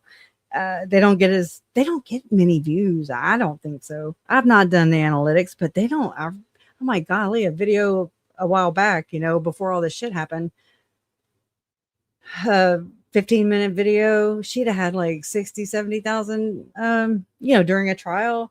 I'm just saying, I don't know. I just kind of notice things and I'm just like, yeah, I don't know. But they measure their success and their worth, in my opinion, through views, subs, and there you go. I don't. They do. They measure. everything. Ugh. Crime storytelling can perpetuate stereotypes and narrow the understanding of complex issues. Listeners who value inclusivity and varied perspectives may prefer a podcast that offers a more comprehensive exploration of crime and its societal implications. Mike Boudet primarily shares his own opinions in most of his content. While he is often biased and frequently incorrect, he relentlessly attacks anyone who offers a different perspective on a crime case, Wow. including attorney Rabia Chaudhry. Believing her client is guilty, he presents his bias as factual and targets those who constructively critique the inconsistencies in his narrative and the That's jacked up. discrepancies in his views. Sometimes he resorts to threatening individuals with frivolous litigation and accuses them of slander for no reason at all. Oh, yeah. Justin Drown, the host of the true crime podcast Obscura, reported that Boudet initiated a lawsuit against him in response to Drown's assertion that Boudet was employing bots to manipulate downvotes on his podcast. As Well, with many true crime podcasts, there is a risk of presenting misleading or incomplete information. Listeners who prioritize factual accuracy and thorough research may be wary of content that lacks proper sourcing or context. we eventually find each other and we start comparing notes. And then we're like, oh, yeah, I don't want, yeah, you notice that too? You know what I mean? Like we start talking and they don't like that. They don't like this at all. And in my opinion, Which can lead to misconceptions about criminal cases. you don't Mike want Boudet that. has personally libeled me in episodes 11 and 12 of Sword and Scale by portraying me as an unhinged, mentally unstable woman who ruins lives simply for having a differing opinion from him and the infamous Web Sleuths administrator Tricia Griffith regarding the Morgan Ingram case. It says not to be mistaken as the successful CEO of Progressive, which she is not. Because I believe Morgan was stalked and murdered, I've been vilified and misrepresented in these podcast episodes. While Man, everyone is entitled to their opinions, so am I. The absolutely. difference is that he has incited violence against me and Morgan's mother, Tony Ingram, while glorifying a grifting armchair detective, Griffith. a zero not a hero Amen. A zero, not a hero, internet troll Martinez, and internet troll, and an angry, ego-driven internet stalker with a criminal record in the state of Oregon as heroes, victims, and even saviors. Odegaard. The responsibility of accurately portraying true crime narratives is paramount, as misinformation can shape public perception and understanding of criminal justice issues. It also, in my opinion, brings justice to the victims. The more accurate you are, like I want to get as close to the truth as I can with Kylie, JJ, Charles, Tammy, and Joe, because I believe that is the only thing left here on earth that can like give truth, like what am I trying to say? Validity? I don't know. You want it to be as accurate. I mean, what if we're sitting here and we go off of what we first learned about, I'm going to use Lori and Chad, about their case, you know, like, oh yeah. And it was crazy. It was like, what? Nothing made sense, you know? But we've gone through trials. We've learned as much as we can through those. And then I've done my own research. People have done, you know, not just me, other people do their own research, right? And I mean, I've learned so many more things, and I'm glad. But I believe, like, my whole pursuit in this is to bring that to the victims' stories, because it's accuracy to the as close to it as we can get of the realities that they lived and died and faced. We don't know. What if a problem exists and we don't know it's there because we think it's over here? And we've not even, like I'm saying, like the ritual abuse aspect of it. Okay. People aren't factoring these people and their mindsets and the way they pray, P-R-E-Y. It's a detriment, I believe. It's sad. This concern may lead discerning listeners to avoid sword and scale in favor of more rigorously researched alternatives. Mike Boudet has lied about me, Tony Ingram, Ryan Ingram, my ex-boyfriend Joe Vallow, and many others to make. I was like, Joe Vallow. Okay, I remember that name the other day. But I mean, come on now, that's her ex-boyfriend. Isn't that crazy though? Joe Vallow. That's like crazy. Mike Boudet has lied about me, It's a Tony sign. Ingram, Ryan Ingram, my ex-boyfriend Joe Vallo, and many others to make his friends appear as Wild. victims and saviors. Mm-hmm. Boudet has fostered a narrative that paints me as unhinged, irrational, and prone to harassing anyone who disagrees with my perspective on the case of Morgan Ingram in efforts to portray his armchair bully friend as a true crime savior and victim when everyone knows how sick the true crime forum administrator actually is. My vocal stance on these issues has led to libel and defamation at the hands Oh, of yeah. self-proclaimed armchair detectives. Thank The you. same sofa sleuths who relentlessly attack dissenting views and muddy the waters in crime cases to fit their narratives. They are basically spreading lies about me, accusing me of what they themselves are doing. Trisha Why? and Myra not only So misrepresented crazy. the truth about me, but Why have are they also doing engaged in impersonation of myself, and I have Mhm. substantial evidence and proof of this. This goes beyond this podcast. Everything I have ever said regarding this case is here on my blog. These armchair bullies have used my identity to contact friends and family, which I have screenshots of. Moreover, they even resorted to enlisting an internet stalker to lend credence to their lies as if they were factual. I addressed all of this in detail here on this blog years Hey, ago, which you Googie. can read.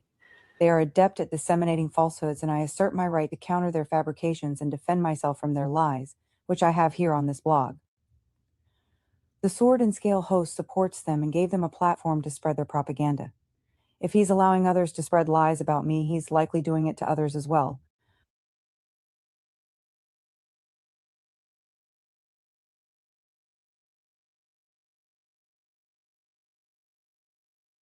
Who is the real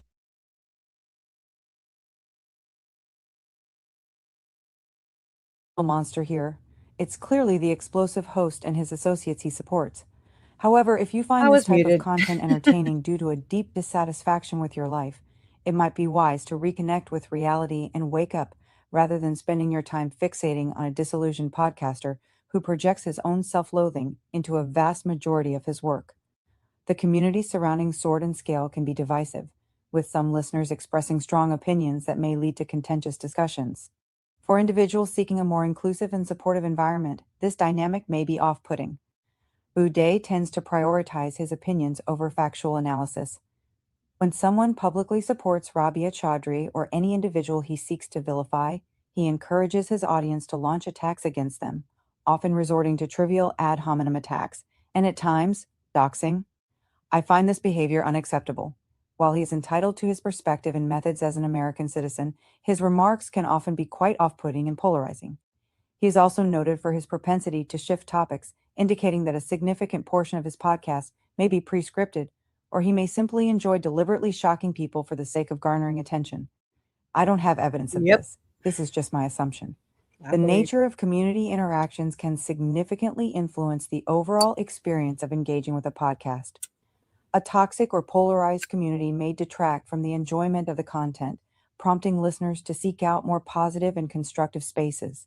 I noticed A that the other substantial day. segment of his audience consists of women, many of whom possess political viewpoints that starkly contrast with his own. Let Boudet me go look. frequently reiterates the same Let me go monotonous arguments while introducing topics that are either peripheral or irrelevant to the discourse surrounding murder cases. It's so weird simply because a vast majority of his content appears to be scripted. It becomes increasingly Trisha too. perplexing and unsettling when he invokes individuals he harbors animosity toward, politicizing the discourse even when it bears no relation to the subject matter. Right. Some listeners may find that Sword and Scale revisits similar themes and topics across episodes, leading to a sense of repetitiveness. Those who prefer variety in their podcast content may seek alternatives that explore a wider range of true crime stories and angles. Sword and Scale is not the only true crime podcast that does this. I want to make this clear. To be honest, this is a phenomenon prevalent across numerous podcasts in the Yeah, genre. buddy. If you're not a fan of true crime, it's evident that Sword and Scale isn't the podcast for you, though. However, even if you're looking for a consistent true crime podcast that avoids political opinions and discourse in relation to gruesome murders, you may still find it unappealing. Rotten Mango and Crime Junkie are merely two among many true crime podcasts that consciously avoid integrating political discourse into their commentary. The desire for fresh and diverse narratives is a common trait among podcast listeners. A lack of variety can lead to disengagement, prompting individuals to explore other true crime podcasts that offer Yes. innovative storytelling and unique perspectives. The repetitive opinions on the same cases become tiresome and monotonous. If you're looking to steer clear of this, you probably won't find this podcast appealing. Rotten Mango and Unsolved Mysteries are highly innovative true crime podcasts, as are Dr. Death and Serial are fantastic true crime podcast series. All of these podcasts are far superior to this one. Ultimately, individual values and preferences play a significant Almost role done. in media consumption. Listeners who prioritize ethical storytelling, sensitivity to victims, and a focus on societal implications may Yeah. choose to avoid sword and scale in favor of podcasts that align more closely with their values. As a conservative, I support conservative values, but I never discuss my political views when addressing true crime cases. The two genres are very distinct, and there is no reason to conflate them to support my opinions or positions on crime cases. Mike Boudet is known for this behavior. Okay, but when you go and you have to pass a bill through legislation, I mean, that's how I'm learning, like but then I'm like, oh, what's the point? I get it. I go back and forth. I think our government sucks, but people can change, I guess. I don't know. It's just bullshit. People make it more complicated than it has to be. While he is entitled to express himself freely and give his opinions on anything he wants, his We're almost former done. audience also has the right to criticize this and voice their objections. For many, the goal of consuming media is to engage with content that resonates with their beliefs and fosters understanding. And real quick, Trisha is still at 48.8. 48.8. So she's holding firm. Only 126 videos. Okay. All right. That was for HMS. I think that's who it was. I'm sorry if I got it wrong. I'm not looking at that screen. If Sword and Scale does not align with these aspirations, listeners may opt for alternatives that provide a more meaningful and enriching experience. If you are a true crime enthusiast in pursuit of a podcast that exemplifies excellence, this podcast is unlikely to meet your standards. To be candid, Sword and Scale is, at best, an average podcast and at worst, mediocre. It's far from amazing and is not terrible. While some episodes exhibit intrigue, it ultimately lacks the distinguishing qualities that define a truly exceptional podcast. I would argue that many sincere reviews you see on Apple of this series reflect my assessment. However, there are people who enjoy this podcast. Although it is not devoid of merit or terrible, it certainly does not attain the status of excellence. While Sword and Scale has undoubtedly made a mark in the true crime podcast landscape, there are numerous reasons why some listeners may not align with it. Every single one of these factors contribute to a complex landscape of opinions surrounding the podcast, including my own. I want to make one thing clear. I hold no animosity nor hatred towards Mike Boudet or his podcast. Rather, this is a reasoned review of my personal opinion of it. I wish to emphasize that this is a straightforward review, nothing more, nothing less. Is this podcast the worst? Absolutely not, but there are way better out there. Ultimately, listeners must navigate their media consumption choices based on their values, interests, and the type of content they wish to support, because in the end, that's all that really matters most. And while this podcast may be considered trash by some, it could be viewed as a treasure by others. This review is protected under the First Amendment of the United States Constitution, Section 9 of the Idaho Constitution, and Senate Bill 1001. She's an Idahoan. Cool. Okay, I like going through the comments. We're right here anyway, so we might as well do it. Comments. Anonymous said, Oh, this review presents... and we can laugh at how they change my voice. It's fucking funny. It's a nuanced critique of the podcast. Sword and Scale encapsulates the very issues you've highlighted. I fully endorse this review. It is regrettable that you are portrayed as unhinged and misrepresented in episodes on this podcast. A significant portion of the audience appears skeptical of Trisha, Myra, and the stalker they used, as their narratives lack credibility, information, and exhibit clear bias. Trisha's involvement is particularly revealing, especially in light of her apparent struggles, which Chris McDonough from the interview room has astutely exposed.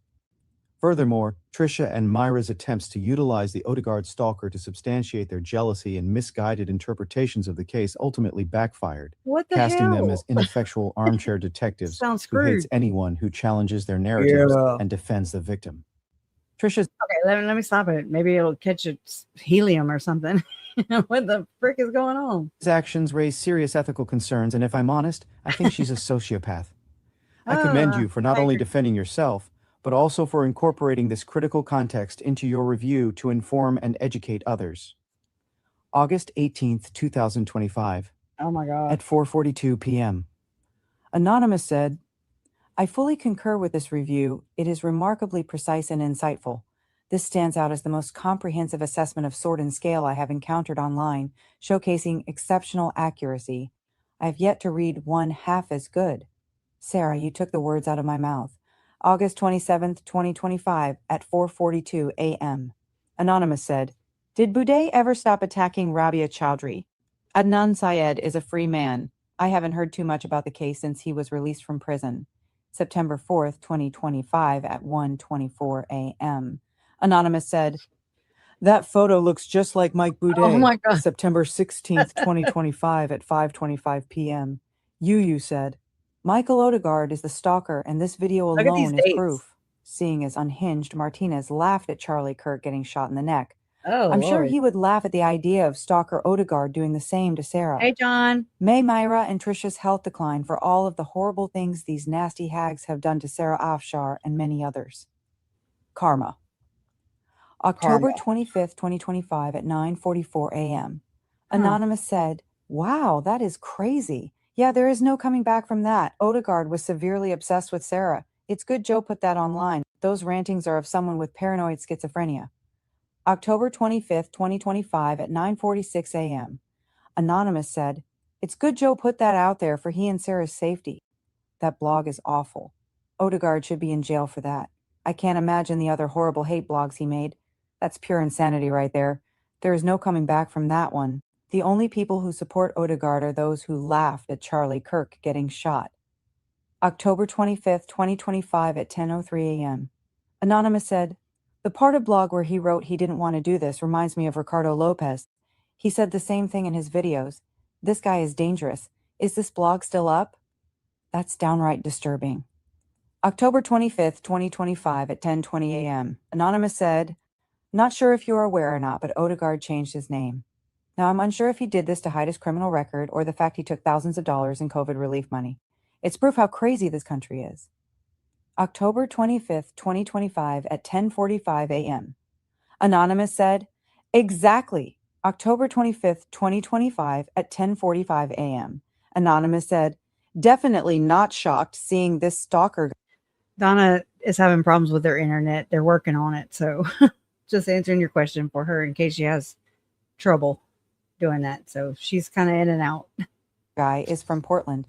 Portland is a major Antifa city that promotes violence. It's ranked as one of the worst cities in the country, if not the worst place to live. October 25th, 2025 at 5:24 p.m. Anonymous said, No shocker at this stalker guy taking COVID relief as a lot of lazy people live in Portland and commit crimes. You see the news how bad that city is. October 25th, 2025 at 5:27 p.m. Anonymous said, Oh my God, the Boudet is voices. friends with Griffith. Myra posted on his blog way before the podcast episodes Boudet too. is friends. I took Okay. screenshots of her comments. I honestly think Sarah is not safe. November 16th, 2025 at 3:03 p.m. Anonymous said, The moment I saw Myra on that dark net show showing her guns, it kind of makes me think of Tyler What? Robinson. We live in a scary world. Please keep Oh. yourself safe, Sarah. November 16th, 2025 at 5:42 p.m. Anonymous said, Amazing review. I agree with you 100% regarding Mike Boudet. There is a Reddit page about him, but they are too critical and even a bit mean. This is a balanced review. I'm a fan of Mike Boudet, but felt episodes 11 and 12 were awful. Those slobs he had on are worse than I would some love of to those hear it. conspiracy theorists disguised as political influencers. Thank you for speaking your side and the truth. I never believed Myra Martinez or Michael Odegaard. Odegaard reminded me of a stalker, and Martinez reminds me of a jealous boomer. Trisha Griffith is also very disgusting. Thank you for speaking the truth. March 18th, 2026 at 5:48 p.m. Most of those are 2025, right? For the most part. That's what I've been seeing. Like, I don't know how. Let me go to the actual page. Let's see. No date.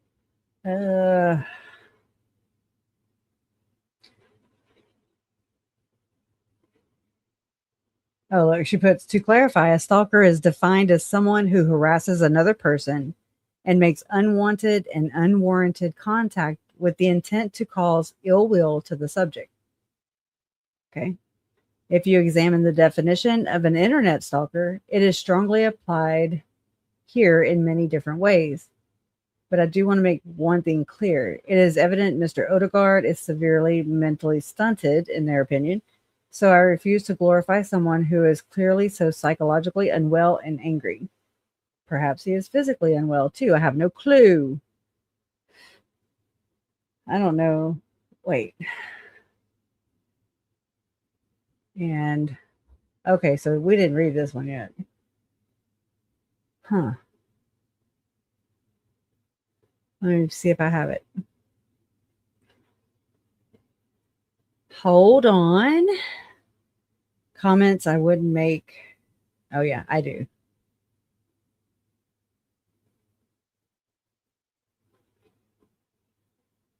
Okay.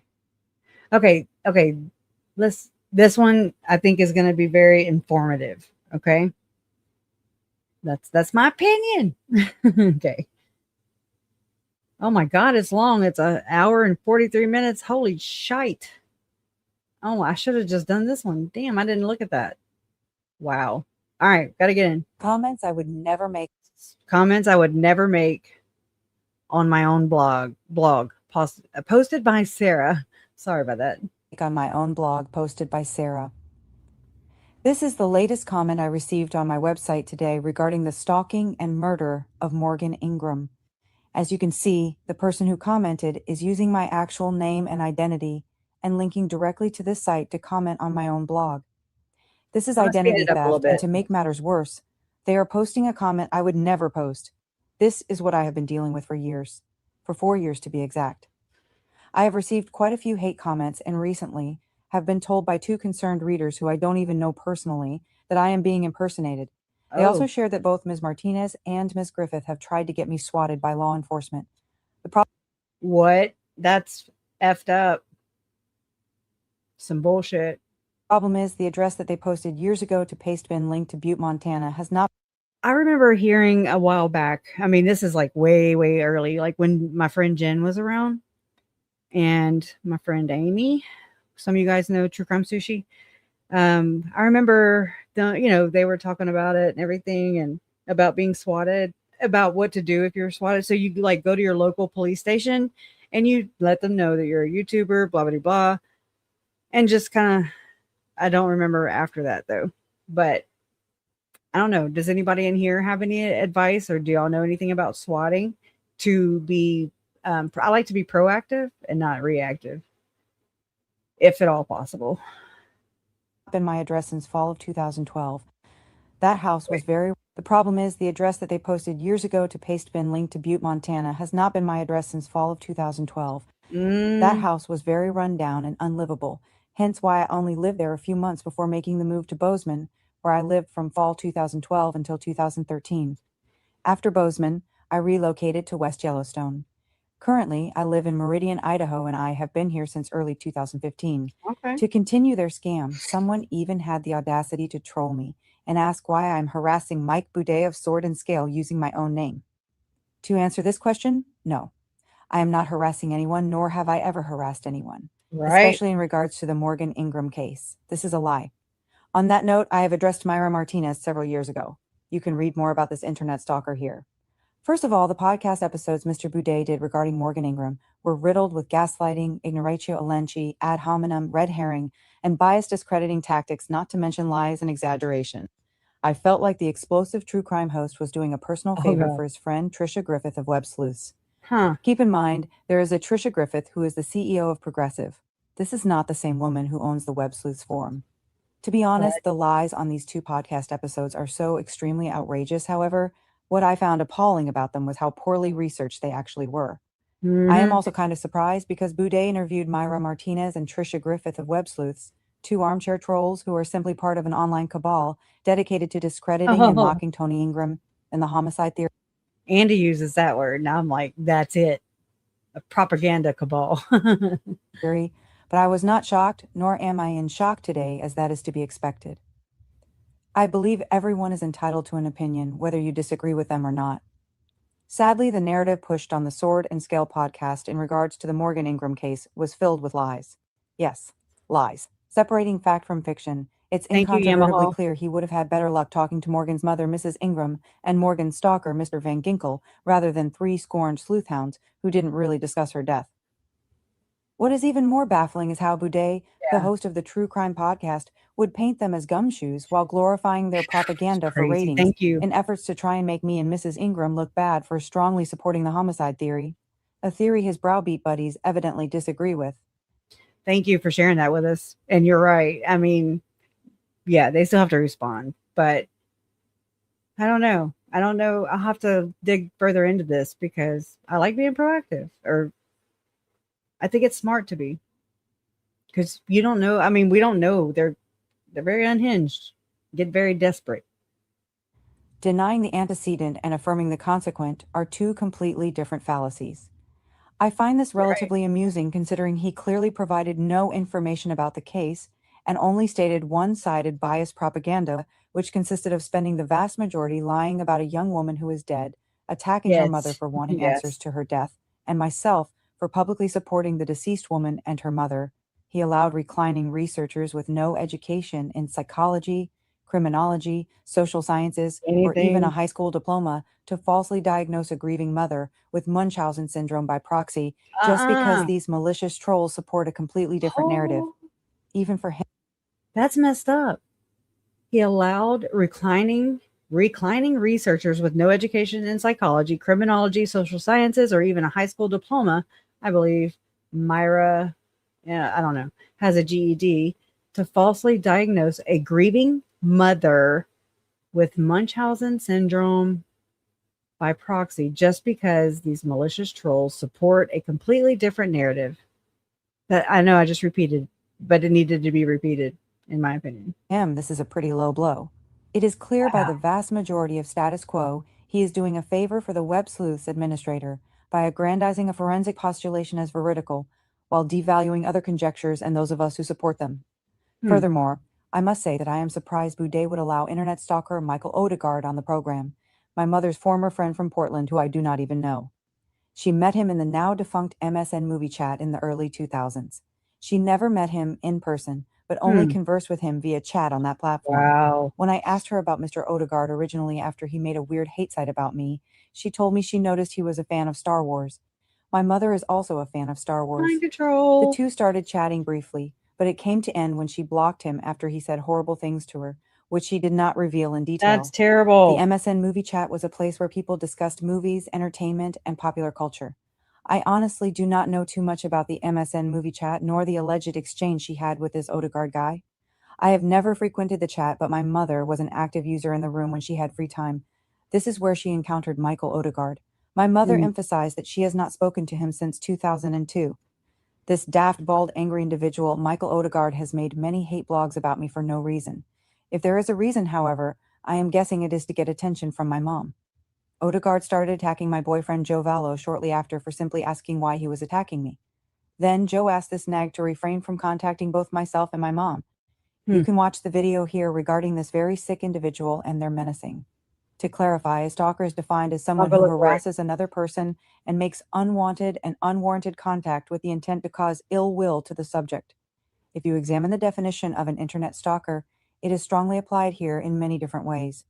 But I do want to make one thing clear. It is evident Mr. Odegaard is severely mentally stunted, so I refuse to glorify someone who is clearly so psychologically unwell and angry. Perhaps he is physically unwell too, I have no clue. I'm not going to wish this individual harm, nor do I wish to respond to him directly as I do not know him, but based on what he has said, I do hope he gets the help he needs. Everything he said is not true. I have never ever been on the website Buzzin', nor have I ever engaged in any of the chats on that platform. Not exactly sure where this lie came from.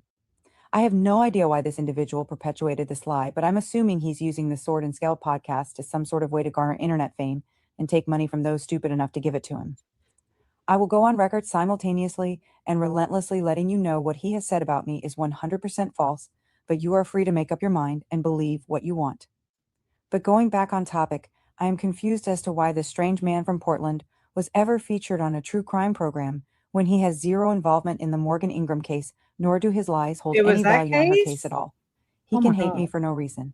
I do not care because I don't know him, but he knows very well I have never made any contact with him.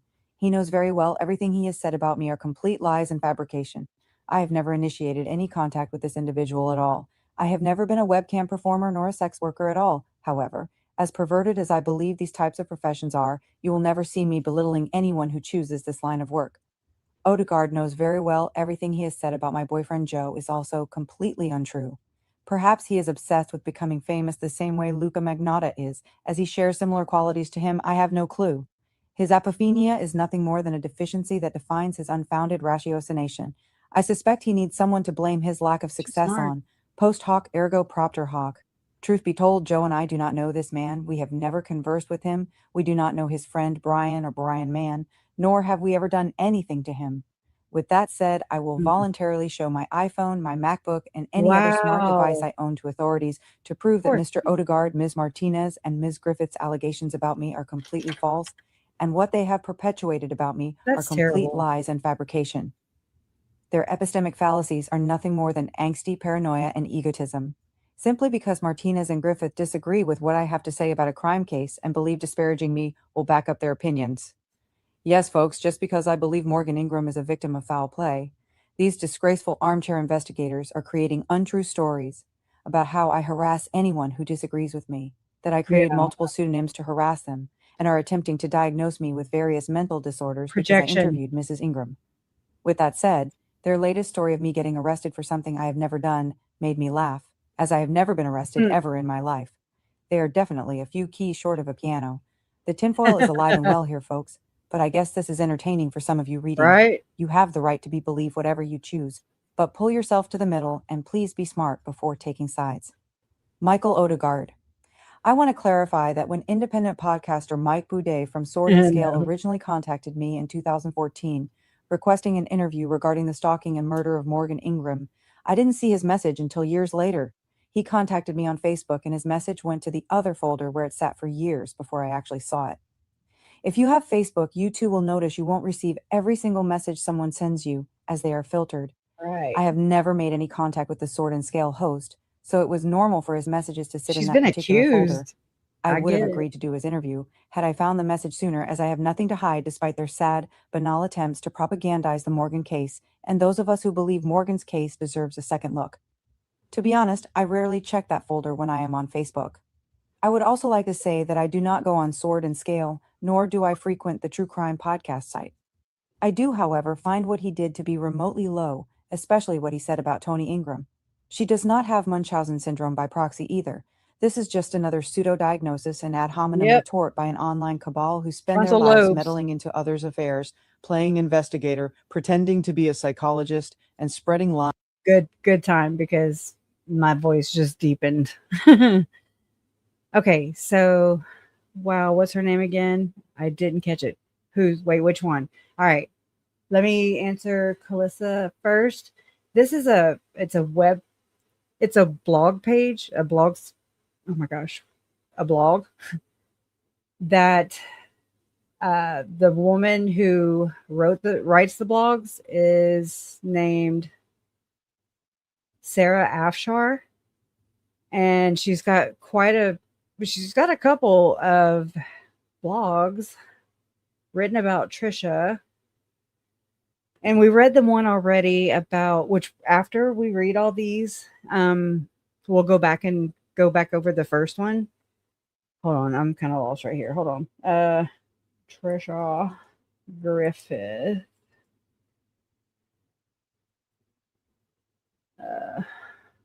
See, like when I saw this, I was like, oh my God.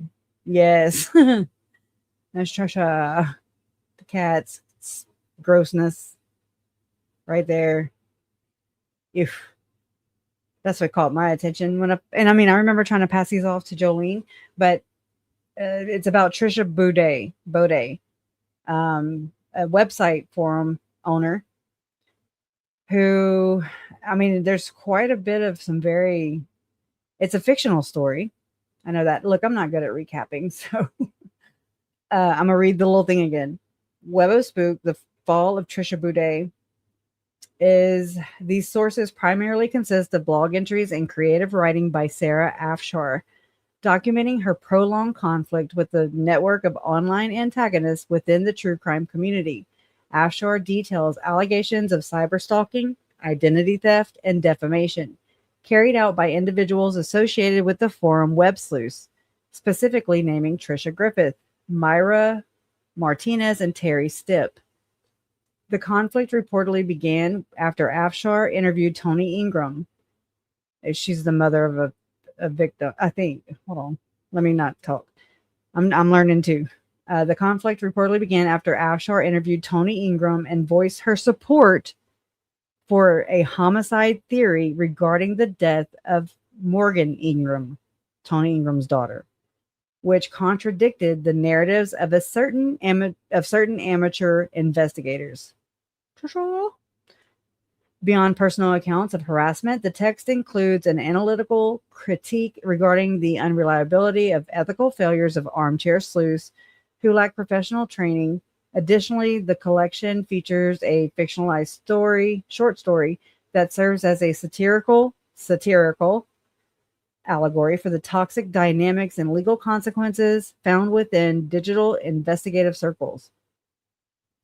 Through these various formats, the author advocates for digital accountability and the protection of victims' rights against online bullying.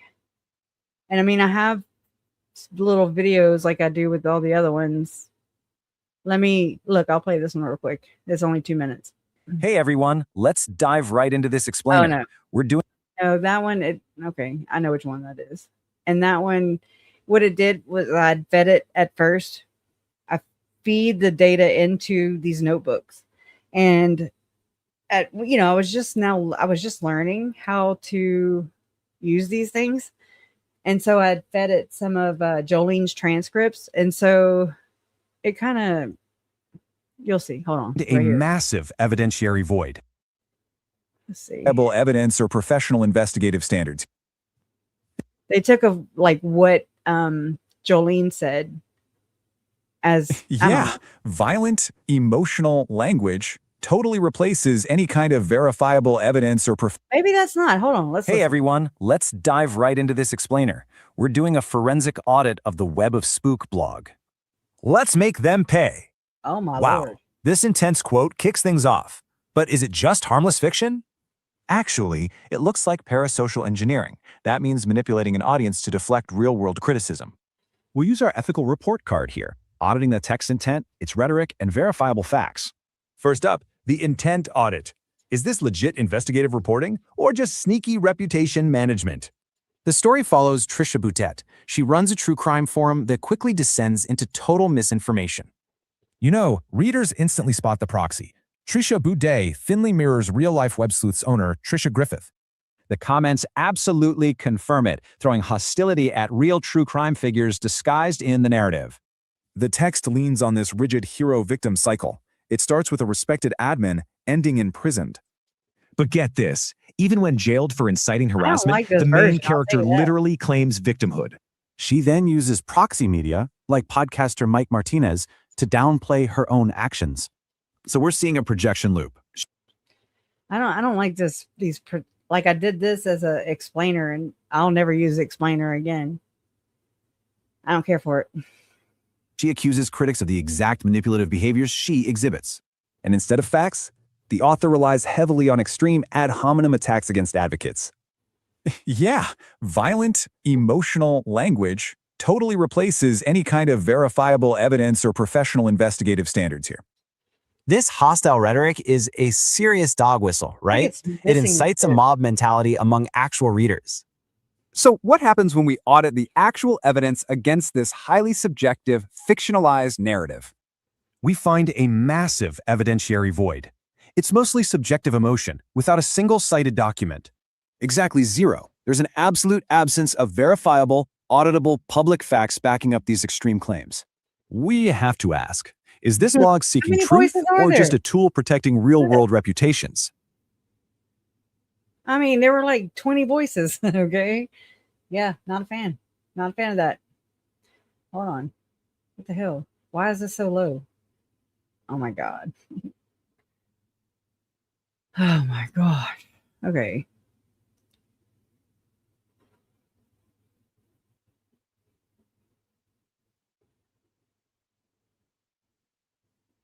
Okay. Imagine spending like 20 years of your life just meticulously hunting down internet predators. You analyze alibis, track digital footprints, and build an entire community dedicated to finding those tiny overlooked clues that everyone else just completely missed. Right, you become the ultimate digital detective. Exactly. But then one day you wake up to realize the very community you built is using those exact same forensic skills to hunt you.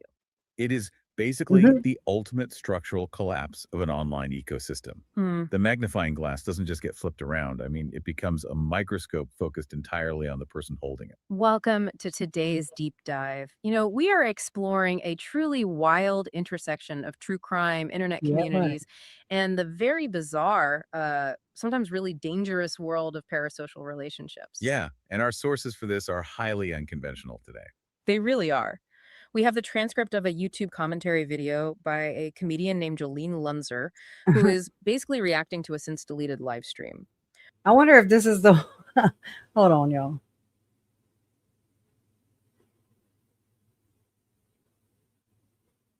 Because, I mean, this is a fictional story, so it's kind of out there. Oh, shit. Primer. And this talks about the legal boundary between free speech and criminal incitement. Conceptual overview, the threshold of expression. Okay, I don't like how they do this. That's one thing I don't like about the damn notebook. I want it all. I don't want just a portion of the screen. Okay, in constitutional jurisprudence, the line separating protecting expression from actually, let's get back to Brad Pitt. I just know it's a forum that was written by this woman right here. I'm sorry, a blog forum, Sarah Afshar, and she's got these like anecdotal stories, these fictional stories about the rise. And I mean, they're short, but they're very packed with information. Like, I'm just going to pick right here from Web of Spook, Chapter 6, The Descent into Paranoia. As the investigation continued, Trisha became increasingly paranoid. Talking about Trisha Boudet. She felt like she was being watched, and every notification on her phone sent her heart racing. The fear of being implicated in the disappearances consumed her, and she began to lash out as her followers shortly began blaming victims for their own deaths. Quote, this is a quote from Trisha Boudet, wink, wink. Anyone who questions my loyalty is a traitor, she posted, her anger spilling over. We need to stay united against the real enemy here. The stalkers who harass me and all of you for telling the truth. All of these advocates weren't for helping with crimes. They aren't investigators, and we need to make sure the public is aware of this. But her words fell on deaf ears. Many of her followers began to distance themselves, realizing that Trisha's obsession had crossed the line. The community she had built was fracturing, and the paranoia only fueled her ego-driven angst even more. And so so I'll share this link in the chat, or you can go watch the one that we did. I forget what day it was. The last live stream we had.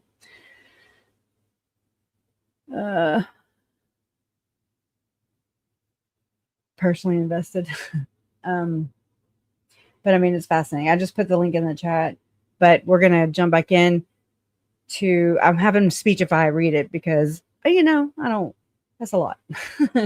I'll jump in, but let's go here. This is just another pseudo-diagnosis and ad hominem retort by an online cabal who spend their lives meddling into others' affairs, playing investigator, Okay, pretending we can to be laugh a at that. psychologist, and spreading lies to hide their inferior complex and health Oh my issues, gosh. as well as trolling anyone who disagrees I with pay their a lot of narratives. money.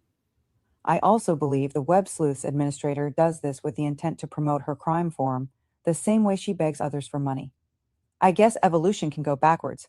I want to also go on record and let you, the world, know that I have never received any money from Tony Ingram.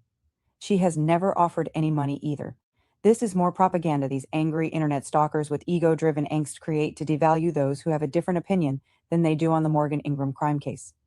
Frankly, And you cannot I forgot to say that Sarah Afshar is the one writing this right here.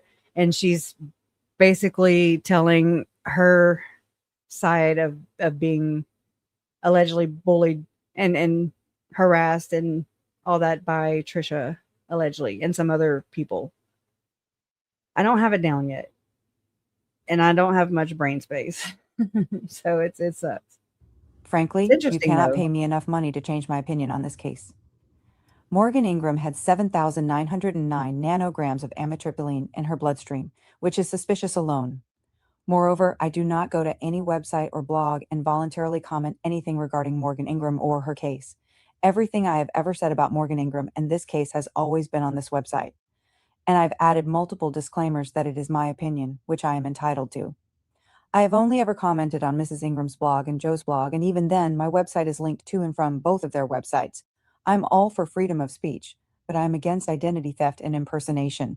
If you see any comments from a Sarah Afshar commenting about the Morgan Ingram case or making threats to others who share a different opinion on her death, it is not me. If you own a website and you are receiving hateful comments from someone using my name and/or identity, please report them. Make sure to examine the details thoroughly. Look at the IP, the DNS, and the device information. I have a brand new iPhone and always own new technology. Everything I use are Apple products with the exception of other high-tech products that don't use the internet to directly connect. If you are being harassed by someone using my identity, send the information to me so I can document it for my record. So she's being blamed apparently for harassing people, but the allegations are that people are making people like possibly Trisha and these other people, Martina, or I don't know their names yet, sorry, are creating sock accounts basically, and the woman's name. And this woman, what my understanding as of right now is Morgan Ingram is a victim. And her mom is Tony Ingram. And because to me, Sarah Afshar has a differing opinion than that of Trisha and friends. And because of that, I mean, it's like me going in and saying, John, Patsy didn't write the damn ransom note or something. She will come at you, apparently. Or maybe there's more there. I don't know. But so this is Sarah's words right here. And she's just kind of telling us about her experience. It's kind of confusing, though. Look at the IP, the DNS, and the device information. I have a brand new records. I have the resources to take the proper legal action if needed, I might and I'll have to change continue to voices. always tell the truth, no matter how many lies these We'll see. disgusting degenerates try to spread. Bullying and cyberbullying are actions that I strongly do not support. I want to make this clear because I don't want anyone to get the wrong idea. You may have the preconceived notion that I'm a bad person. You have the right to think what you want. What you think of me is truly none of my business. But I also have the ethical and the equitable obligation to defend myself from the lies and untruths perpetuated about me by these people. It is my God-given right to tell the truth, which I will continue to do. You can choose to believe what you want. Nevertheless, I am asking my readers to avoid visiting any of their websites and blogs, as I do not condone bullying. Please do not attack these people and make them That's write how I about feel. me. Remember, 2 wrongs don't make anything right, and there are so many wonderful things you can do with any free time you have. You are amazing, and I wholeheartedly appreciate every single one of you reading this blog post. Remember, these women are extremely cunning and calculating, and it's evident by what they are saying. They are quite disturbed, too. Myra Martinez and Tricia Griffith from WebSleuths promote an attitude polarization because they are obsessed with the Morgan Ingram case and have the inability to accept coherent angles that differ from their own. They are extremely obsessed and worried about my theory on this case, but don't Hold seem on. too confident in their own frame of mind. My opinion is it's a little bit of both. Like when you read the one about Web of Spook, the first one I showed you right over. I gotta get to the top. This one. It coincides with somebody we know. And if you read the comments, let's see, we have WebSleuths Trisha is a monster. This is according to this comment. She's probably the most evil armchair detective I've ever encountered. This woman is evil. And this March 26, 2026, you've got the names that they go under are like Scientific Skeptic is a fraud, Chris McDonough fan, Anonymous, M.A. Carano fan, Clavicular fan, I don't know, Jolene Lunzer is a hero. It's about time the biggest con artist in true crime is exposed. Thank you, Jolene. Dreadful Penny fan said, Trasha Grifton is getting exposed big time. Karma is amazing. That was April 15th, 2026. Oh my gosh, my itches. Jolene Lunzer fan said, this is brilliant. I loved it. Difficult Research fan said, I can't believe what this woman is doing online to people. She's so vile. What Trisha did to Chris McDonough is a big reason I stopped supporting her in web sleuths. So, I mean, it's just different. The first one I think is funny. Hold on. Anonymous said, this is a remarkable short story that evokes the essence of a certain true crime administrator, making the source of inspiration quite evident. The dark humor is skillfully integrated, enhancing the suspense and mirroring the atmosphere of a particular true crime forum. It's refreshing to see fiction delve into the complexities of armchair sleuths. An outstanding piece, expertly crafted. Well done, Sarah. Web sleuths, I already said that. No, I didn't. Anonymous said, Web sleuths Trisha is the biggest fraudster in true crime, and the grift surely highlights this as factual. Great short story depicting this real-life villain. This person said, I knew exactly who this short story was about immediately after reading it. She is so unhinged along with her following. This one cracked me up, kind of grosses me out a little bit. Anonymous said, Trisha is a big old fat slob, in their opinion. Imagine what that couch smells like. She and anyone who associates themselves with her is a gross pig. Anyway, so this person said this cartoon is oh my gosh, I can't talk. The cartoon is too skinny to be Trisha, LOL. Yeah. So, I mean, you be the judge, you know? It does sound like somebody I know. The only true thing I am guilty of is interviewing Mrs. Ingram and giving her a platform to share her story.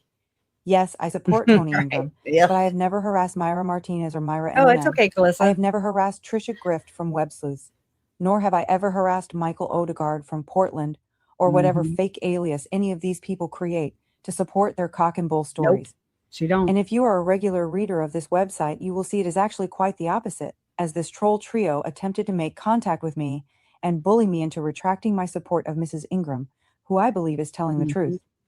Sadly, their efforts failed. I will continue to always exercise my First Amendment rights, as my rights will never be undermined. On that note, this entire charade these armchair sleuths created doesn't shock me due to Boudet's association with them. I do, however, wish him and the other parties the best. Life is far too valuable to waste on hate. I hope everyone involved gets the help they need to move forward with their life, because there are far more important things in this life, and one of them doesn't revolve around someone's theory on a crime case. Nope. Crime opinion, Sarah Afshar. Sarah Afshar thoughts, comments.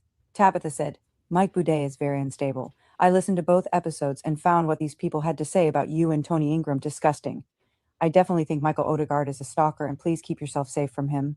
What I found gross about episode 11 and 12 was Myra and Trisha's attack on Tony Ingram and how they speculated Tony pushed Morgan Ingram to suicide.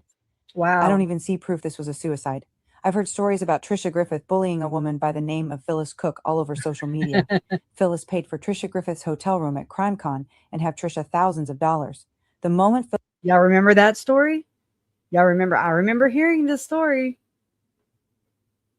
Phyllis paid for Trisha Griffith's hotel room at CrimeCon and gave Trisha thousands of dollars. The moment, let me shut up. Something about a trash bag full of clothes dumped in the middle of the room. I don't know. Allegedly. Let's start here again. Phyllis paid for Trisha Griffith's hotel room at CrimeCon and have Trisha thousands of dollars. The moment Phyllis started supporting victims of crimes, Trisha and her group attacked her. To be honest, I think this is... I also heard that some rings might be missing, but I don't even know where I got that. And I don't know if it applies here, but... is all Trisha knows how to do. June 30th, 2019 at 5:49 a.m., Michelle said, Just heard about you on Sword and Scale, episode 12. Lord. Definitely don't What the believe the hell? lies. That Trisha Griffith sounds really Oh unstable my and God. unhealthy. She said she can't remember Tony Ingram, but spent the majority of the show bashing her. Myra is just a follower of Trisha, and Michael Odegaard reminds me of a stalker. Please keep yourself safe from that one. July 7th, 2019 at 7:37 p.m. Anonymous said, I just heard Sword and Scale, and in my opinion, there is no evidence for Tony Ingram to state her daughter was being stalked. Is it possible that her daughter overdosed on her own medication? I think it is really sad that her daughter's death is causing so much childish drama. Oh my Let God. the poor girl rest in peace. Her parents and family need to Did I get accept that that there wrong? was no stalker unless they can prove it by all recordings they have or evidence they say they have. Bottom line, this is a really sad situation. July. I don't know that that's a very. I mean, there's people who have their opinions, but I don't know if her parents and family need to accept that there was no stalker unless they can prove it by all recordings they have or evidence they say they have. It is possible that her daughter it is possible. But I mean, I think it's really sad that her daughter's death is causing so much childish drama. I mean, don't put that on her. No. It's not that girl's fault, the victim's fault. She's not even here to defend herself, first off. And I don't know who wrote this. It's a comment, but anonymous. I just heard Sword and Scale, and in my opinion, there is no, let me make sure I'm not muted. Okay. There is no evidence for Tony Ingram to state her daughter was being stalked. Is it possible that her daughter overdosed on her own medication? I think it's really sad that her daughter's death is causing so much childish drama. Let the poor girl rest in peace. Her parents and family need to accept that there was no stalker unless they can prove it by all recordings they have or evidence they say they have. Bottom line is, this person don't give a shit, is what I'm saying. Bottom line is, this is a really bad, sad situation. Sorry. I think that's a very insensitive comment, and I'm sorry, but perhaps I'm taking it out of context, but I really don't know that I am. Sounds very blamey. July 16th, 2019 at 8:42 a.m. Anonymous said, I used to be a fan of Mike Boudet and Sword and Scale. Even spent $50 a month on his Patreon until his meme he posted on International Women's Day. He's a horrible human being. Out of all of the episodes, I thought episode 12 was the worst. You could tell he was doing a favor for his buddies by lying you. You just interviewed Tony and he was making it look like you would attack anyone who said Morgan took her own life. No proof, and using that mentally ill Michael Odegaard for views. Glorifying his mental illness to give a sense of false pity for Trisha Griffith and Myra Martinez. July 29th, 2019 at 3:21 p.m. Robbie at 21 p.m. I didn't believe a single word. He wasn't compelling at all. Reminded me of a stalker immediately after I heard the podcast. January 17th, 2020 at 7:48 p.m. Anonymous said, I did a search on Google regarding Michael Odegaard and found your blog. I want to say one thing, Michael Odegaard is dangerous. He is really scary. I came across a blog about him you may find of interest. It's michaelodegaard.blogspot.com, and it looks like you are not his only victim. January 20th, 2020 at 4:22 a.m., Anonymous said, Mike Boudet attacked my friend Rena, who has endometriosis, and said it was a fake disease. What? He's a disgusting person, and I will never support him or his podcast again. February 2nd, 2020 at 2:20 p.m. Anonymous said, I saw the name Mike Boudet and immediately had to read this. I don't know if that anonymous person was Trisha, because this is Sarah Afshar's comments after her blog post. So, or am I misinterpreting it? Because these are just people, like Anonymous said, I saw the name, like it's just going just like it did over here. Just like it did. Like it's just, but because I copied and pasted it and put it into my sound Speechify, it's just kind of got them all together. Oh gosh. But I mean, I wouldn't be surprised, but I think she'd be a lot meaner. But these people, it seems like they all have knowledge of Trisha and this, the Michael Odegaard, the flock. Birds of a feather, right? Okay, so let me start February here. 2nd, 2020 at 2:20 p.m. Anonymous said, I saw the name Mike Boudet and immediately had to read this. You think He's the so? worst person ever. I used to work for a company which helped build his brand Sword and Scale, and he went on social media whining when they decided to cut ties with him. He is I'm a going to get very a drink, okay, egotistical, y'all? immature man. February 4th, 2020 at 9:51 a.m. Anonymous said, Michelle Barton paid for Trisha Griffith to go to CrimeCon, and Phyllis Cook paid for her hotel room. No way did Trisha pay for anything herself. She's also harassing people on Facebook and Twitter and telling them that you, Tony, Michelle, and Phyllis are stalkers when it's... Oh my God. Bing bong. Holy shit. We need like a fire alarm. Wee woo or something. Oh my God. This is wild. So we've had Michelle Barton in our chat and we welcome her. I know that from what I know, she's a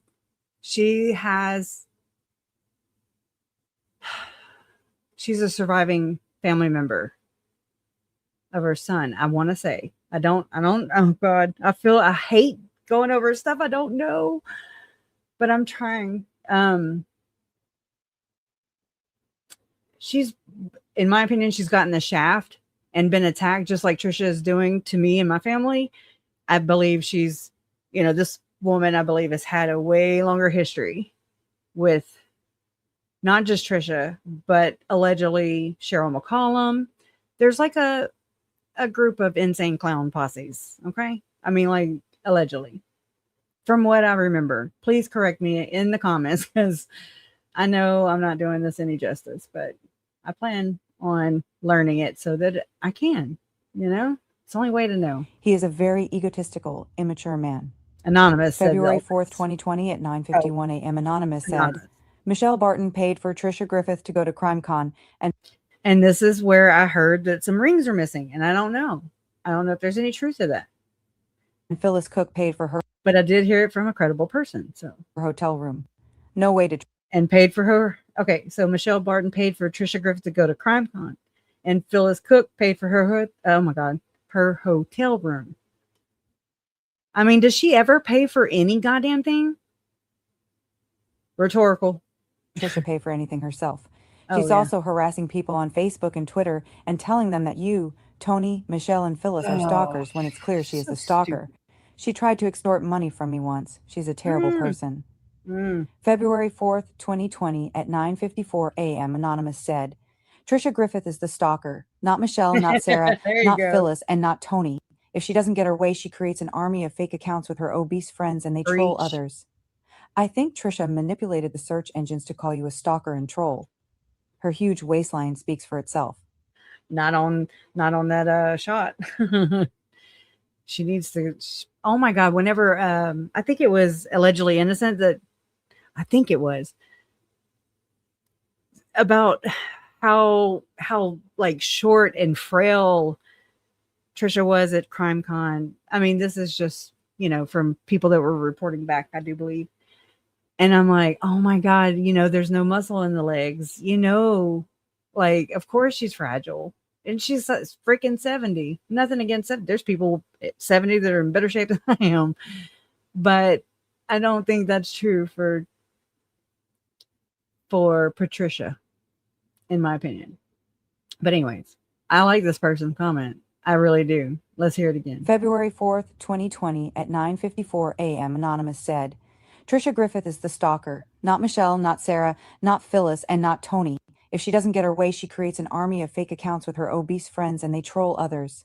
That's her. I think Trisha manipulated the search engines to call you a stalker and troll. Her huge waistline speaks for itself.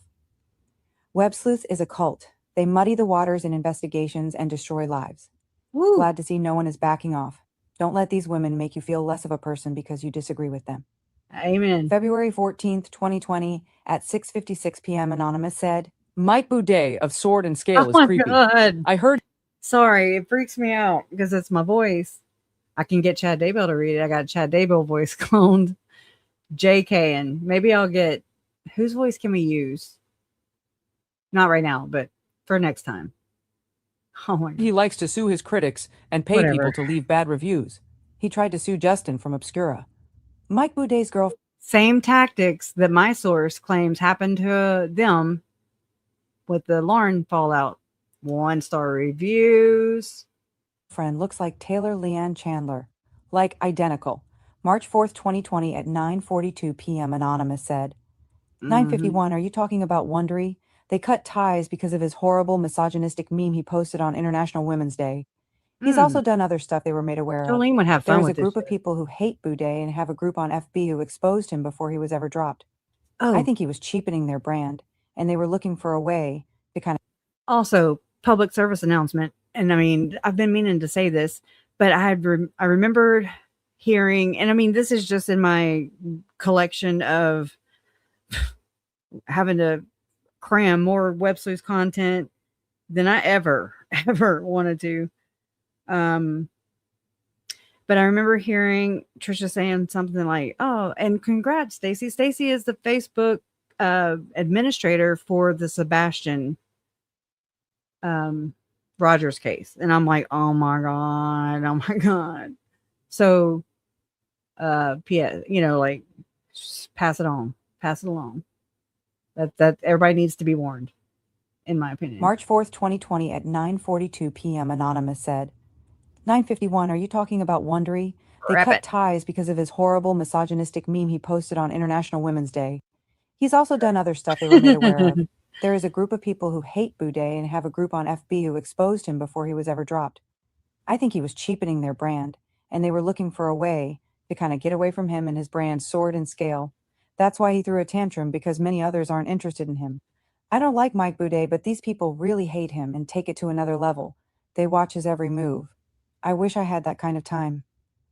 I have like a boneyard of videos over voiceovers that I'm so I don't know, maybe some people call it perfectionist, but I can't stand the way I sound, so I will critique the shit out of it. Now I did upload, so I would, but you'll never hear it because I'll never get it here. But I can try if y'all just overlook my stuff like y'all do now. So I guess I could. Maybe I'll think about it. I don't know. I don't have quiet places in here either. That is another thing that drives me crazy. I have window units, and it's like a freaking constant wind tunnel in here. I don't know what it's like to have a quiet house, and I can't wait. One day. One day. March 4th, 2020 at 9:56 p.m. Anonymous said, the re-education ladies take it a bit too far. My only guess is he really angered those people, but if I despise someone that much, I would use that time and energy away from the internet. Mike Boudet has said crazy stuff, but the women in that group are too hateful for my liking. I joined and unjoined. Judge Jolene would be stellar. March 5th, 2020 at 2:15 a.m., Ruth said, actually, the re-education group speaks the truth about him. He's done horrible things to people, and if you actually read the group, you can tell which people are him incognito. Instead of humbling himself and apologizing, he attacks those who criticize him. Oh, yeah. I used to like his podcast, but after seeing the type of person he is, he's not someone I could ever listen to. March 9th, 2020 at 3:22 p.m. Washington said, Michael Odegaard is schizophrenic. I know his mother and his aunt. They have tried to help him for years. He's very sick. March 14th, 2020 at 11:08 p.m. Where is Tanner Barton's justice? Said, they are so obsessed and extremely psycho. I can't take any woman seriously who constantly begs for money from people and purposely disconnects her website server to get money from innocent people. June 16th, 2020 at 3:45 a.m. Anonymous said, the Re-Education Sword and Scale group is filled with victims of Mike Boudet. I remember when he threw that tantrum on Twitter after Wondery dropped him and began blaming Rabia Chaudhry and Aaron Manka. He had posted a very disturbing meme on International Women's Day, which is why they dropped him. Then posted a short recording calling out cancel culture and blaming Rabia and Aaron. Oh, shit. This made him look worse. We've got the whole cancel culture in there. Huh. Weird. When he had Trisha hosting the show, I immediately thought of, I'm going to get me a Dr. Pepper. I'll be right back. When she was on it and how she acted. I stopped listening to him completely after that. July 13th, 2020 at 5:41. J.M. Anonymous said, Trisha Griffith looks at least 60. I watched her show on YouTube. She's wearing the same granny sweater in most of the videos. It's a bit weird. She comes across as someone with antisocial personality disorder. I get the same vibes from Myra Martinez and Michael Odegaard.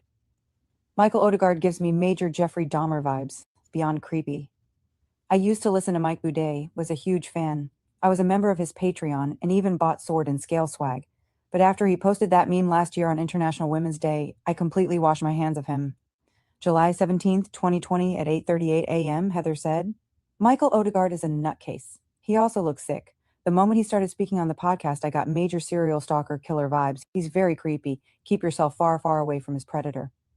August 3rd, 2020 at 8:08 a.m., Joe Vallow fan said, Michael Odegaard is a crazy soy boy. If God is real and exists, please, please don't let this munted mule psycho reproduce. August 3rd, 2020 at 5:36 p.m., Holly said, Michael Odegaard is nuts, but so is Trisha from Web Sleuths. She was actually sued by a woman named Sue Pruitt for stealing money back in 2013 to 2014. She begs for money often, and apparently she's been doing this for over 10 years. When Sue took legal action, Trisha pleaded the fifth. Sue decided to drop the suit and just create her own site because she didn't want to pay more money for a lawsuit where she wasn't going to get any of her money back. Right? At least that's what Trisha claimed. You can't get water from a turnip. Nope. Sue's website isn't real big, but at least she doesn't beg for money like Trisha does.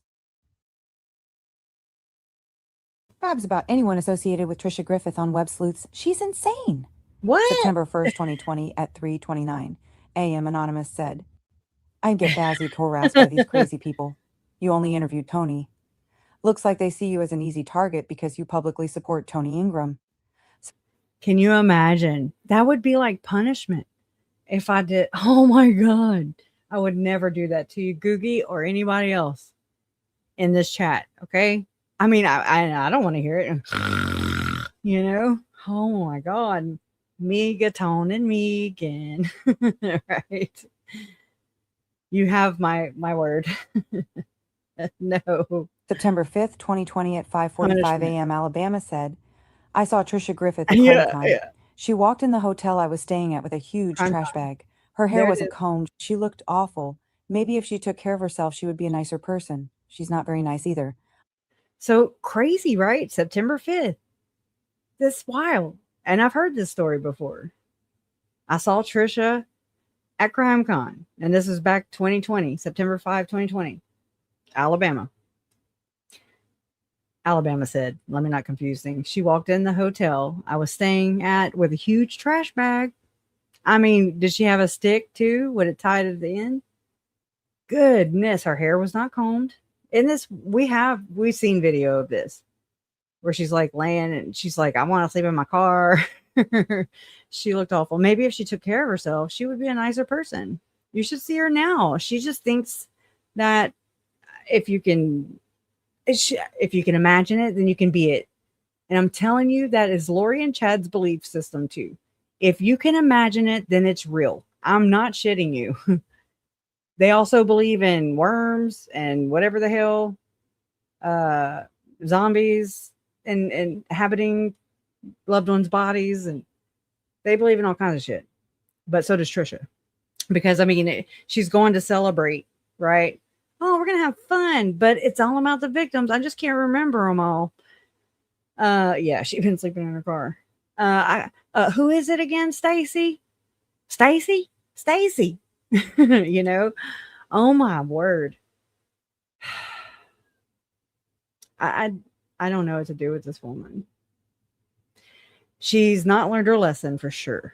I mean, that I can, if these stories are true, if there's any truth to any of them, not even the fictional one, if there are any freaking, if there's any truth to just this blog right here, then it's not going to be different for me or my family. It's going to be years and years and years and years of this. Or I can choose not to entertain it and just, I don't know. I will gray rock. I will gray the F rock. And I mean, what my plans are, you know, the school, if they don't interact, ain't no money. Ain't no money being exchanged there. You see what I'm saying? So that's one way to cut it off. Another way is for Colby to step out and say, that she's pretending, in my opinion. She's making it look and appear. It's all illusion, you know. It's like she's done the same thing before. Oh my God. What I saw, for instance, and I can't remember what it was. And somebody made a comment about she's making it look like the family is in support. I don't even know if it was my family, but I'm just saying it. So if she shows up in Colby's chat and throws $5, I'm sure it hurt her. Okay. I'm sure it hurt her. That could be a slot machine. But it's just to make it appear as if, you know, oh yeah, hey Colby. I mean, after Colby spoke out last year, you know, with all this stuff, against all this stuff, you know, that he was like, don't put me in it. Don't put me in it. Guess what happened? A few days in a row, there was Melanie Gibb, because he was going over Melanie Gibb's testimony, and there's Colby with Melanie Gibb on the thumbnails days in a row. And I was like, bitch, he just fucking said, don't clone me. You know what I mean? Like, hello. My God. Shit. Sorry, I kind of but you know what I'm saying? And she's like, rules for thee, but not for me. Okay. He's talking to everybody else, just not me. I don't count. Trademarking their names. I remember, look, I've been diving into this subject, you know, I mean, just worried about it, I guess, you know, as far back as the first Dateline. And I'm like, oh, because I realized, you know, I was like, oh my God, you see some of the, because I saw some of the same videos of my family videos on Dateline. Well, once they become Datelines, NBCs, and I've had this happen with Netflix already. Netflix tried striking me for my JJ Bus video. And I was like, you better get the fuck on. You better go on over there. You're going to walk over here, but you're going to limp back. Okay. I didn't even know how to respond to YouTube stuff. I was just like, no. I typed in a very strongly worded email. And I mean, this was like, whatever. I don't know when Netflix, early on. This was, to me, I call it early on. Okay. Because this was like still in the thick of it. Yeah, like, you're not going to copyright strike me, ho. You didn't even ask. They didn't even ask me. They did not ask me. They did not credit me. And they did not blur my bonus son's face or my daughter's everywhere. I'm like, oh my God. We do. Yeah, I definitely, Mitzi. Definitely. I'm telling you, it's been on my mind for a very long time. I've talked to Mom about it, and I remember that's when she's the one that mentioned trademark, you know, like, because you I don't think you can copyright a name.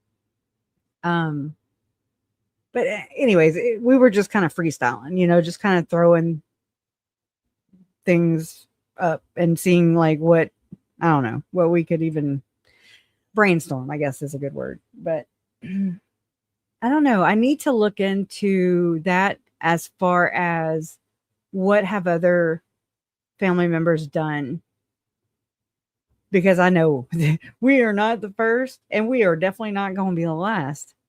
This has been going on. And I mean, look, when I think about all this, I think about Joseph Smith. You know why? It's about the only time. But he didn't like what was being said about him back in the day. And so they burned down a whole printing press. All right. So that's where that is. And I mean, I know he's not here. I know he wasn't alive whenever all these people were alive. I know they're not all LDS, but do you see what they're still that way today. Like, the church does not like negative or criticism. I mean, they even have President Oak saying whatever to criticize us, even if the criticism is true. It's not okay to criticize us, even if the criticism is true, something like that. And you're like, hello, narcissist. Hello. Thank you. Thank you so much. Thank you. That is a good idea, horsewoman. Thank you so much, Faye. And everybody who gets a free membership, just know tomorrow at 7:30 p.m. Central Time, we're going to be having our members only live, which I really could have saved all this stuff for that. I mean, it's still interesting to talk about, though. Of course. I'm looking for my banner. Where's my banner? There it is. Mac Banawa. That name. Thank you again. Yeah, that was a very I could never sum it up like that, you know? Oh yeah. I get it. Mountain Meadows Massacre. It's terrible. And I don't like them people. You know, Mike Johnson. Oh, Johnson. My best friend's a Johnson, by the way. Not Lauren, though. But he was like a state representative in Louisiana. Now he's the Speaker of the House. I don't know all those terms. I told you I'm not political. Just kind of know the things. And I'm like, oh no, and yeah, there's like some dirt on him, supposedly with an underager. She is very supportive, huh? Y'all are. I really appreciate. I know Faye appreciates that too. You know, she's such a cheerleader, and it's just refreshing. So, just really appreciate you guys. What do y'all want to do? Y'all want to go further? Because these are just the comments. We're done with the story of this one blog, but these are the comments. Oh my gosh! Member for 40 months. Oh my Lord. Thank you, Mr. and Mrs. Mojo Rising. I that's crazy. Not crazy. You know what I mean? You know what I'm saying. Oh, wow. I really appreciate that. Thank you so much. And for okay, I got to remember. It was Googie that sent the book, Megan's book, or was it Miss Mojo? I got them. Look, Lauren, I got Lauren's book and I got Megan's book. And they're both sleeping on my shelf because Megan put them to sleep. It's a bedtime story. JKN. But I'm getting them confused right now. I want to say it was Googie that sent. Nope. It was Miss Mojo that sent Lauren and Googie that sent Megan. Am I right? Anyways, thank you so much. I appreciate you. Miss Mojo. LM. Okay, thanks. Was I right though? Because I don't remember now. See? Short-term memory sucks. Okay, and then Googie says, yes, it was Megan. She walked through shit to get here. She walked through a lot of shit, man. We need hip boots, you know, to go all the way up. I mean, no, they have chest waders actually. We go frogging too. Burnham. Well, I have Chads and Jody Hildebrandt and Bruce McConkie, and that's what we'll do. I'll wait for apocalypse and then I'll burn them. You know, I'm not all about wasting. I might need it for resources. Hey, thank you so much, Miss Aussie Cheryl and Amanda. I love you guys. You guys are wonderful. 10 months is 1 month over having a baby. Oh, and I did see this comment. I didn't mean to pass it up. It was about Mike Johnson. Of course, Blue Margie saying Mike Johnson was involved with conversion camps for gay kids. I have to say that pisses me off. I did not know that. But the fact that he was involved with conversion camps, period. Okay, because look, I've had people request that I go and look into the teen wilderness camp, trouble teen. And my plate was full. I was like, I can't. I mean, I want to learn about them, but you know, I cannot. I had to kind of like orbit and dabble, you know. But Andy really lit a fire under my butt.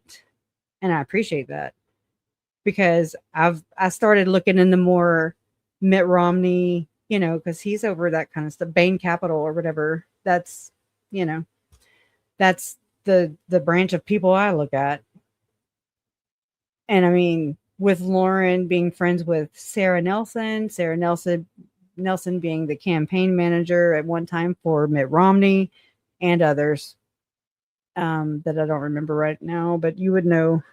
And the fact that Sarah orchestrated, I say orchestrated now because it was nice when I didn't know who did it. And it was offered to my parents for free to have the kids memorial in Boise. I'm sorry, in Idaho Falls at the Willard Theater, Colonial Theater. I don't know. Different. It's I even looked at the history on that thing too. And y'all, guess what's under the fucking floors? Guess what's under them floors, under that carpet? I'll give you one guess.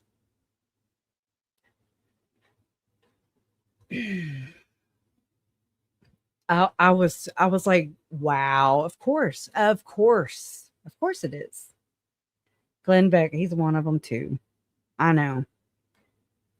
I mean, I didn't care for him, but I did not care for him. Yeah, you see what I'm saying? It really sucks because I'm like Debbie Downer. I'm like, yeah, no. I used to piss Jason off there for a minute. No, not slabs. All right, black and white checkered flooring, and I'm like, well, god dang, bing bong. Yep. Tile, black and white tile. Yep. I was like, wow.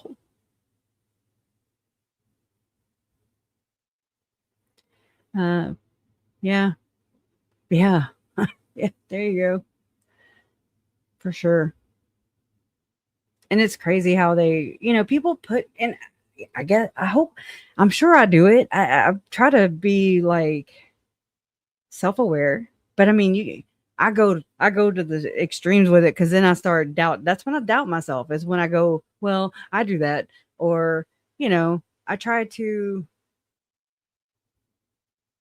it's like hard to talk about other people when I know I do some things to an extent or to a degree, or I've done it before, I've been an asshole before, you know, so I don't want to be a hypocrite. And I want to be, I guess, not relatable, but you know, like not a snooty tooty, like my shit don't stink or something and I'm better than them, because I'm not better than anybody. And that goes both ways. Nobody is better than me, you know, like, but that's not how the world, I mean, I wouldn't be here if that didn't happen.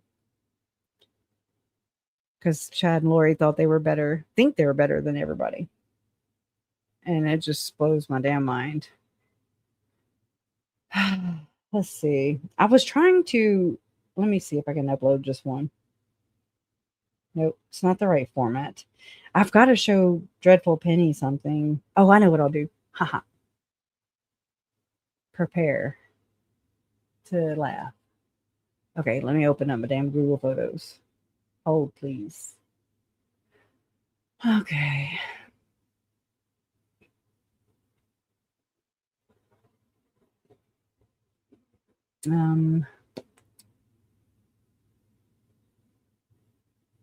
Well, I mean, I've got to upload this. It's a big club, and you ain't in it. It's a big club. Oh, repeat. And you ain't in it. It won't let me, like, it's not in the right MP4 format for me to, so I'm like, whatever. It does some and it doesn't do some, but that's not even the one I wanted to show you. But let me just click here so I can kind of thumb through my images freely. Where's it at?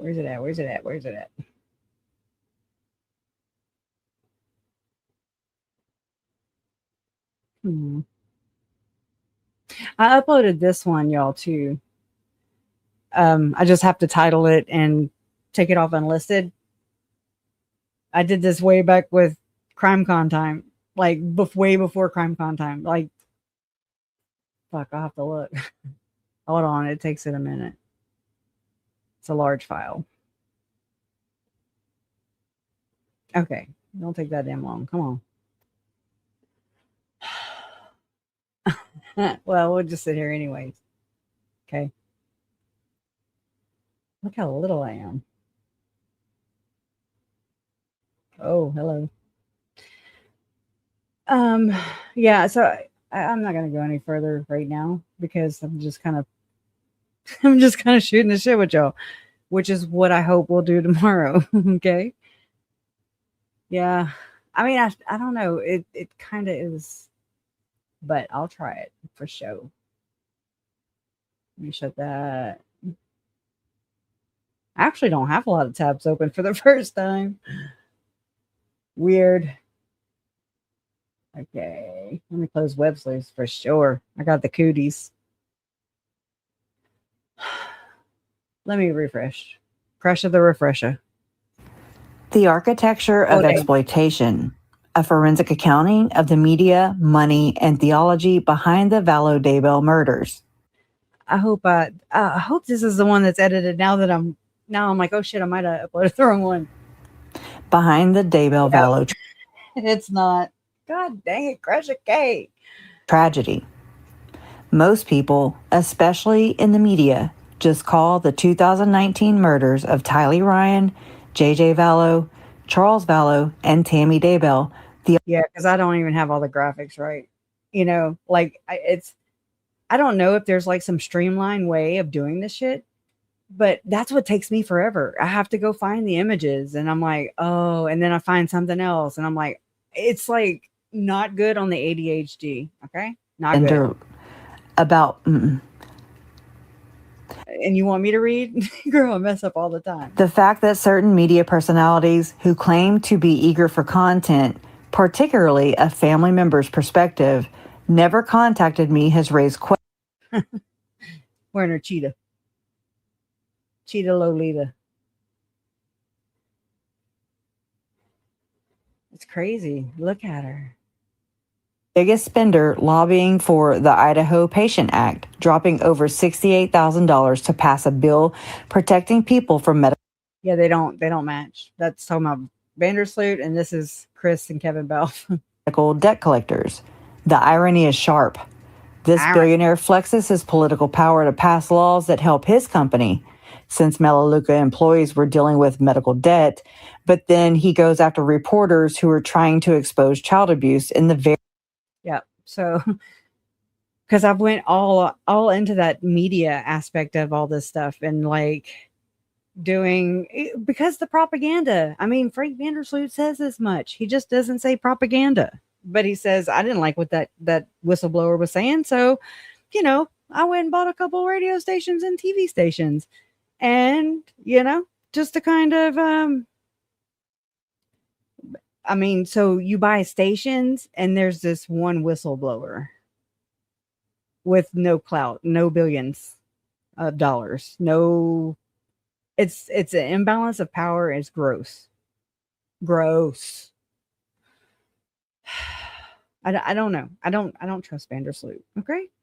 If I didn't make that clear before, I never came right out and said it. I love that CC Suarez, you know, she knows Melaleuca. I'm like, thank you. She gets it. She gets it because they're like cease and desist. But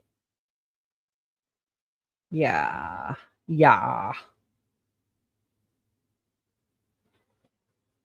See, and I end up going and I double save, triple save, quadruple.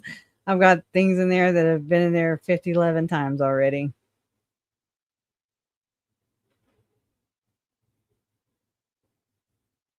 Oh, yeah. Let's go here. Oh, shit. Let's not go there.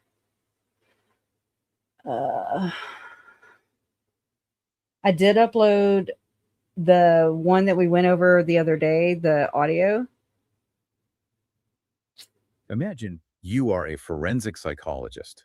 You have spent years, I mean, literally years, building this absolute empire by dissecting the minds of notorious killers. Right. you've cultivated this massive trusting audience, right? And you do it by serving as this calm clinical voice of reason in just a complete sea of true crime chaos. Yeah, the expert in the room. Exactly. And then I should have one made it day not so the motiony. documents leak. And those documents, well, they suggest that instead of just analyzing the manipulative tactics of the criminals you cover, you might actually be using their exact playbook. Wow. Yeah, against your own audience, your own employees. And this is the crazy I'm looking part, for that other the very video. families of the victims you claim to advocate for. It is, it's the kind of whiplash that just forces you to completely reevaluate everything you thought you knew about the media you consume, you know? Right. We talk a Mhm. lot about the psychology of the criminal, but we rarely, if ever, turn that magnifying glass onto the psychology of the storyteller. Exactly. And that is exactly what we are doing today. You are listening to a deep dive that is going to take us right into the center of a massive, just incredibly complex ethical storm. Yeah, it really is a storm. It is. Go ahead, Because on one shitstorm. side, we have the backdrop of one of the most horrific, widely covered tragedies in recent American history. I'm talking about the Lori Vallow Daybell Doomsday cult murders. Which is heavy enough on its own. Oh, totally. Yeah. But then on the other side, we have the true crime creators behind this massive platform called Hidden True Crime. Specifically, we're looking at Lauren and Dr. John Matthias. We're looking And, at you know, we're not just operating on rumors here. I think that's super important to establish up front. Oh, for sure. Tell them what we're looking at. The stack of Habitat. source material we are working through today is it's dense, it is highly technical. We are looking at actual legal declarations from Utah civil stalking injunction. Real court documents. Exactly. We are examining filing records from the Copyright Claims Board, the CCB.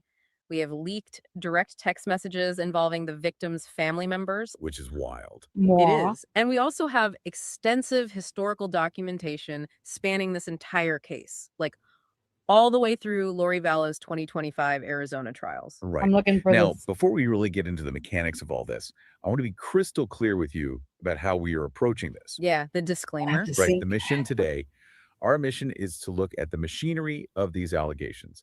We're looking at claims of weaponized copyright strikes, abuse of the legal system, and orchestrated secret prison It is. communications.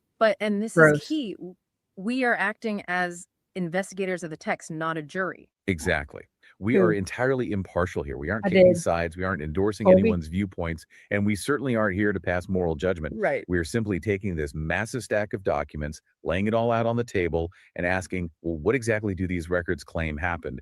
And how do the systems they Oh, allegedly so manipulated Kennedy? actually work? And that neutrality is just critical because in the true crime space, I mean, emotions run incredibly high. Oh my always. gosh, People get Faye. so Thank invested. They you really do. again. The outrage is often immediate. Thank you. But if we want to actually understand how an ecosystem like this functions, You're so how awesome. a digital empire protects itself, Yeah. we have to look at it. True crime is true, damn it. Right. We have to look at the Don't you know? structural vulnerabilities in our legal and digital systems that, actually allow these kinds of battles to take place. Yeah, so it hadn't synced, and that's why it's not in my Google Photos. The one I'm wanting to show you, it's hilarious.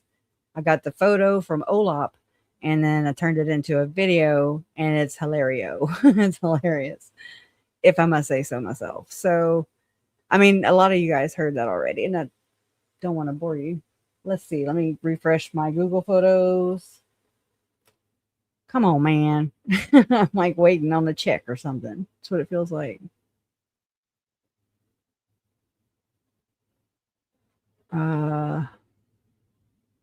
Let's see here. Let me duplicate videos. I said videos and I clicked photos. You see what I'm saying? So, all right, hold on. Oh, and this is the one I think where John looks like Gypsy Rose's mom. Okay. I just do. I mean, it is what it is. He does look like Gypsy Rose's mom. So, all right. Well, while y'all look at that, take a gander at it. Videos.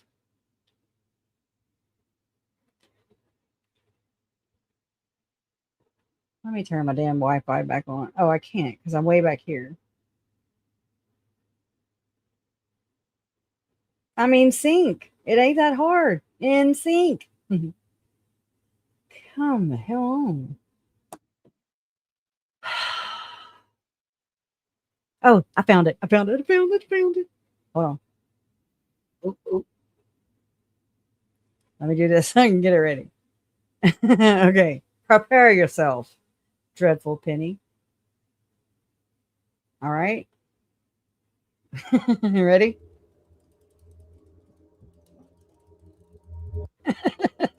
I'm sorry.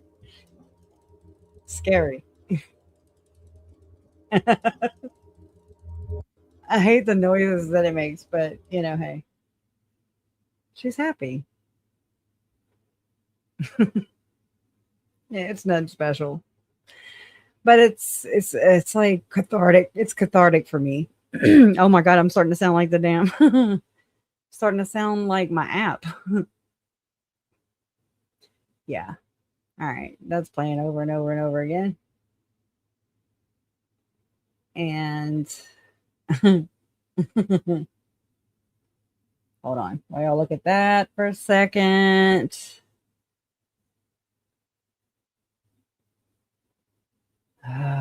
They all look the damn same, man.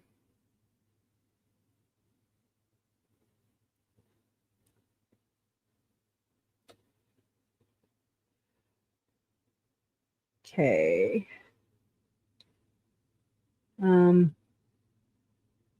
me see what this one is.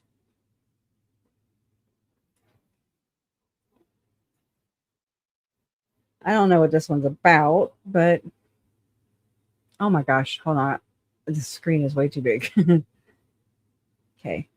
Utah is often defined by its tight-knit neighborhoods. I think I shared this places built on a foundation of shared religious values and a culture of neighborly trust. Yet, this same environment has produced a statistical anomaly. Utah ranks first in the nation for Ponzi schemes per capita, averaging roughly 1.35 schemes for every 100,000 people.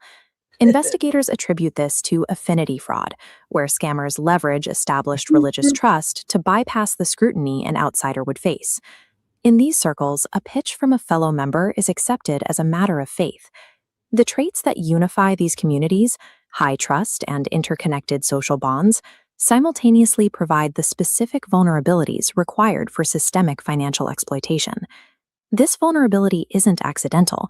It's a byproduct of a social architecture often symbolized by the beehive. This model organizes the community into a hierarchy that prioritizes industry, cooperation, and institutional loyalty. This conditioning begins with youth organizations, like the Beehives, for girls ages 12 to 14. Lauren, the Beehive? The program is designed to instill a worker bee mentality, teaching young members to view their personal contributions through the lens of institutional needs and authority. As members move into adulthood, academic and social gatekeepers like the Beehive Honor Society continue the vetting process. These organizations select for individuals who have demonstrated a history of compliance within the established hierarchy. While this structure is built to foster religious devotion, it produces a workforce trained to follow instructions and trust authority, a demographic that can be redirected toward commercial interests with very little friction.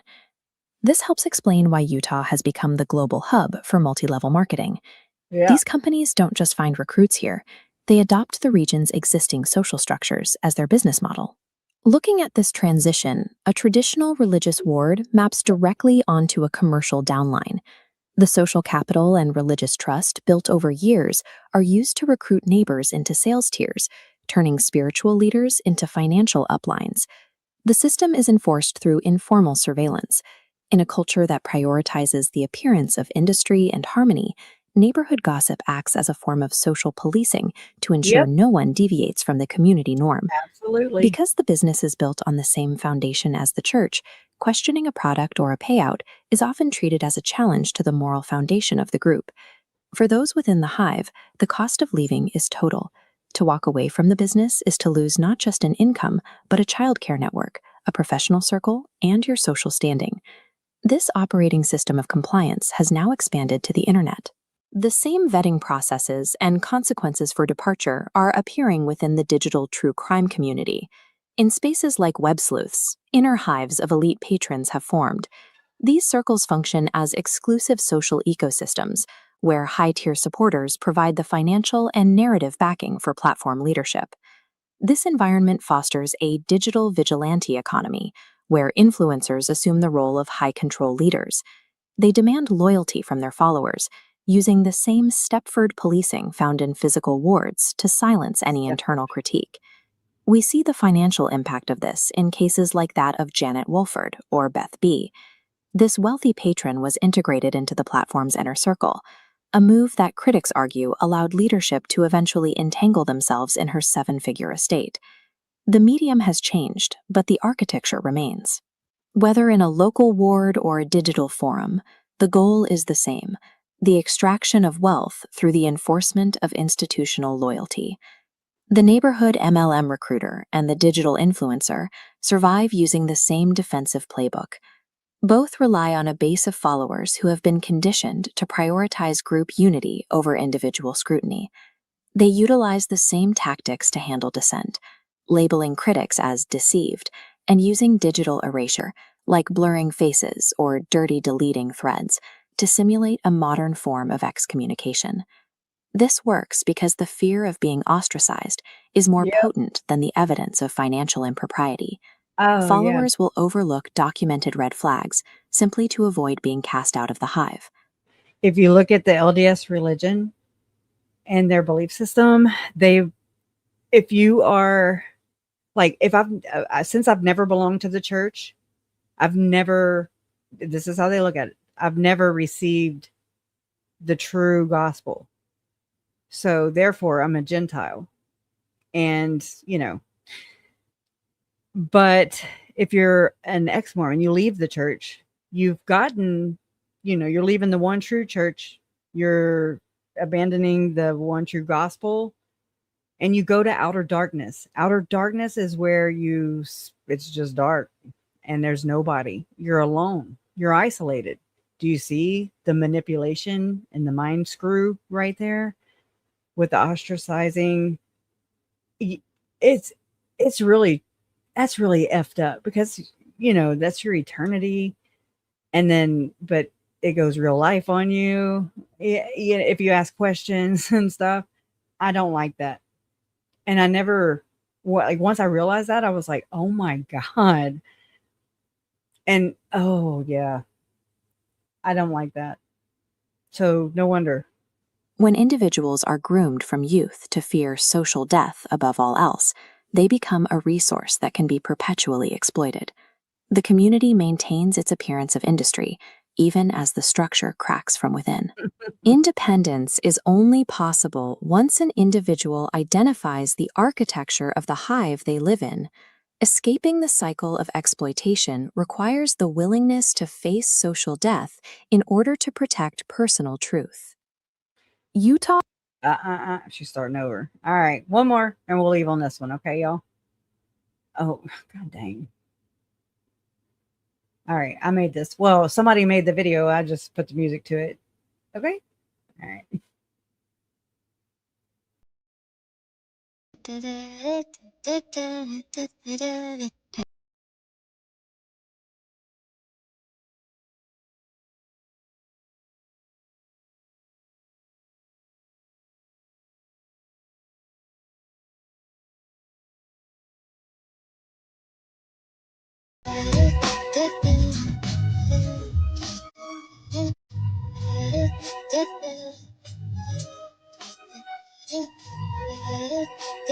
Oh yeah, let me put that in.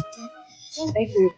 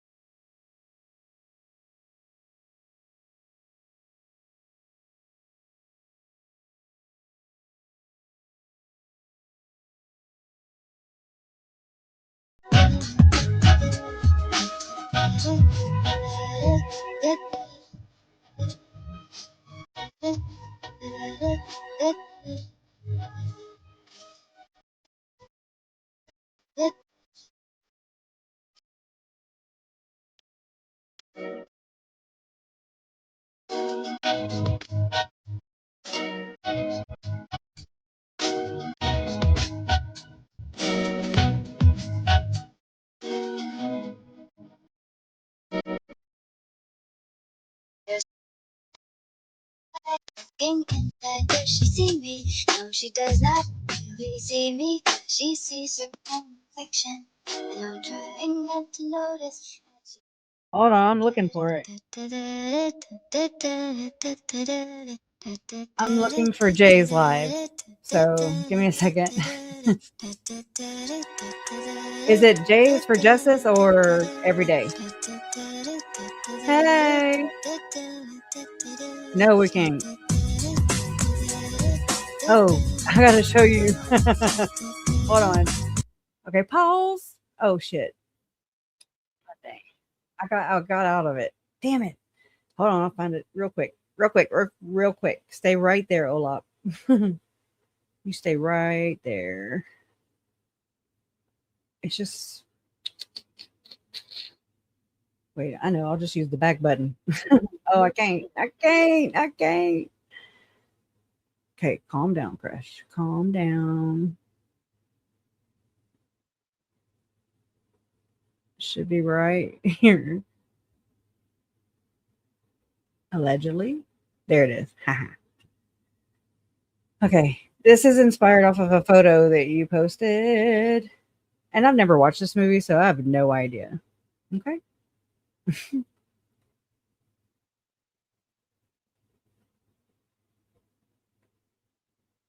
There you go.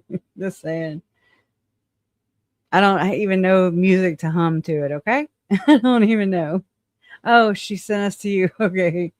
Damn it. And thank you. Look at Woman. She's a big girl now. It came out good. I was like, it has that creepy AI music.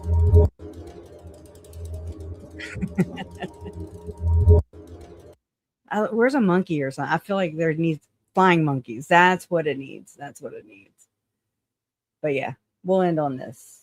And anybody, any other suggestions on where I gotta drop you kids off with the damn babysitter? Okay, where y'all going? Where y'all want to go? Hey guys, it's fucking funny. Okay. Oh man, I didn't expect it to come out good. It's been telling me like when I do it in Google Photos, you can turn, your photos into videos. And I've really enjoyed this. Oh, you going to bed? All right. I get me too. But it's been telling me lately, I guess, how they do updates and stuff. And it's been telling me that my photo's not large enough. My photo, it's very sensitive Sally right now. And I'm like, come on, I've got so many things, so many pictures I want to feed you. And it's like, nope, it will not. So anybody just coming in here?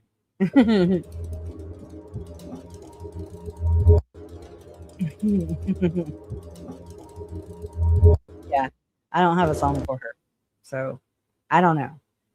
But we'll leave on this one. Thank y'all so much for being here and just chilling with me. We had a chill night. Yes, tomorrow night will be the members only. We'll chill there too, okay? Because we in the chilling age right now. We so hot with the flashes and all that shit. And it's summertime. It's hot here. I'm looking for my damn banner. No, but that'll work. Let's see. Here. There. Tomorrow night, 7:30 Central. Be there, be square. Haha. You're more than welcome to it. Hola. Yes. Hey, Sin. I need to say, I have some holy water. You want it? I need an old priest and a young priest. If you're Catholic, you'll get it. Or if you were raised Catholic, you'll get it. I'm like, what am I going to do with this damn holy water? Right? Oh, yeah, we know better. We know better. So stop lying, Swamp Stacy. Stop lying. Okay? Hey, girl, I hope your foot's okay. And if you really broke it off in somebody's ass, I believe that. Just kidding. I remember when I broke my ankle, I was, the guy I was dating at the time, he was like, I mean, I had crutches. I have 8 screws and a metal plate in my leg and my ankle or whatever. And he was like, you can go work at IHOP. And I was like, I mean, it was stupid, but I was just like, that's funny shit because I be hopping everywhere. Okay. Hilarious.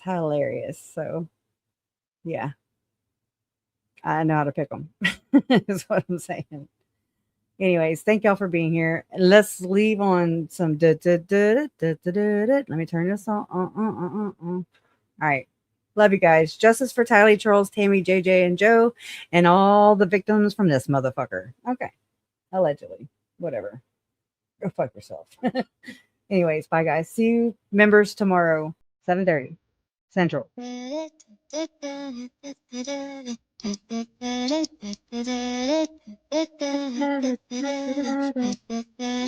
Oh, hey, Rokel, thank you for being a member for 4 months. Let me get you out of that damn room. Oh, you too. 6 months. Yay. Hey. No pizza parties, man. Bye, guys. Thank you.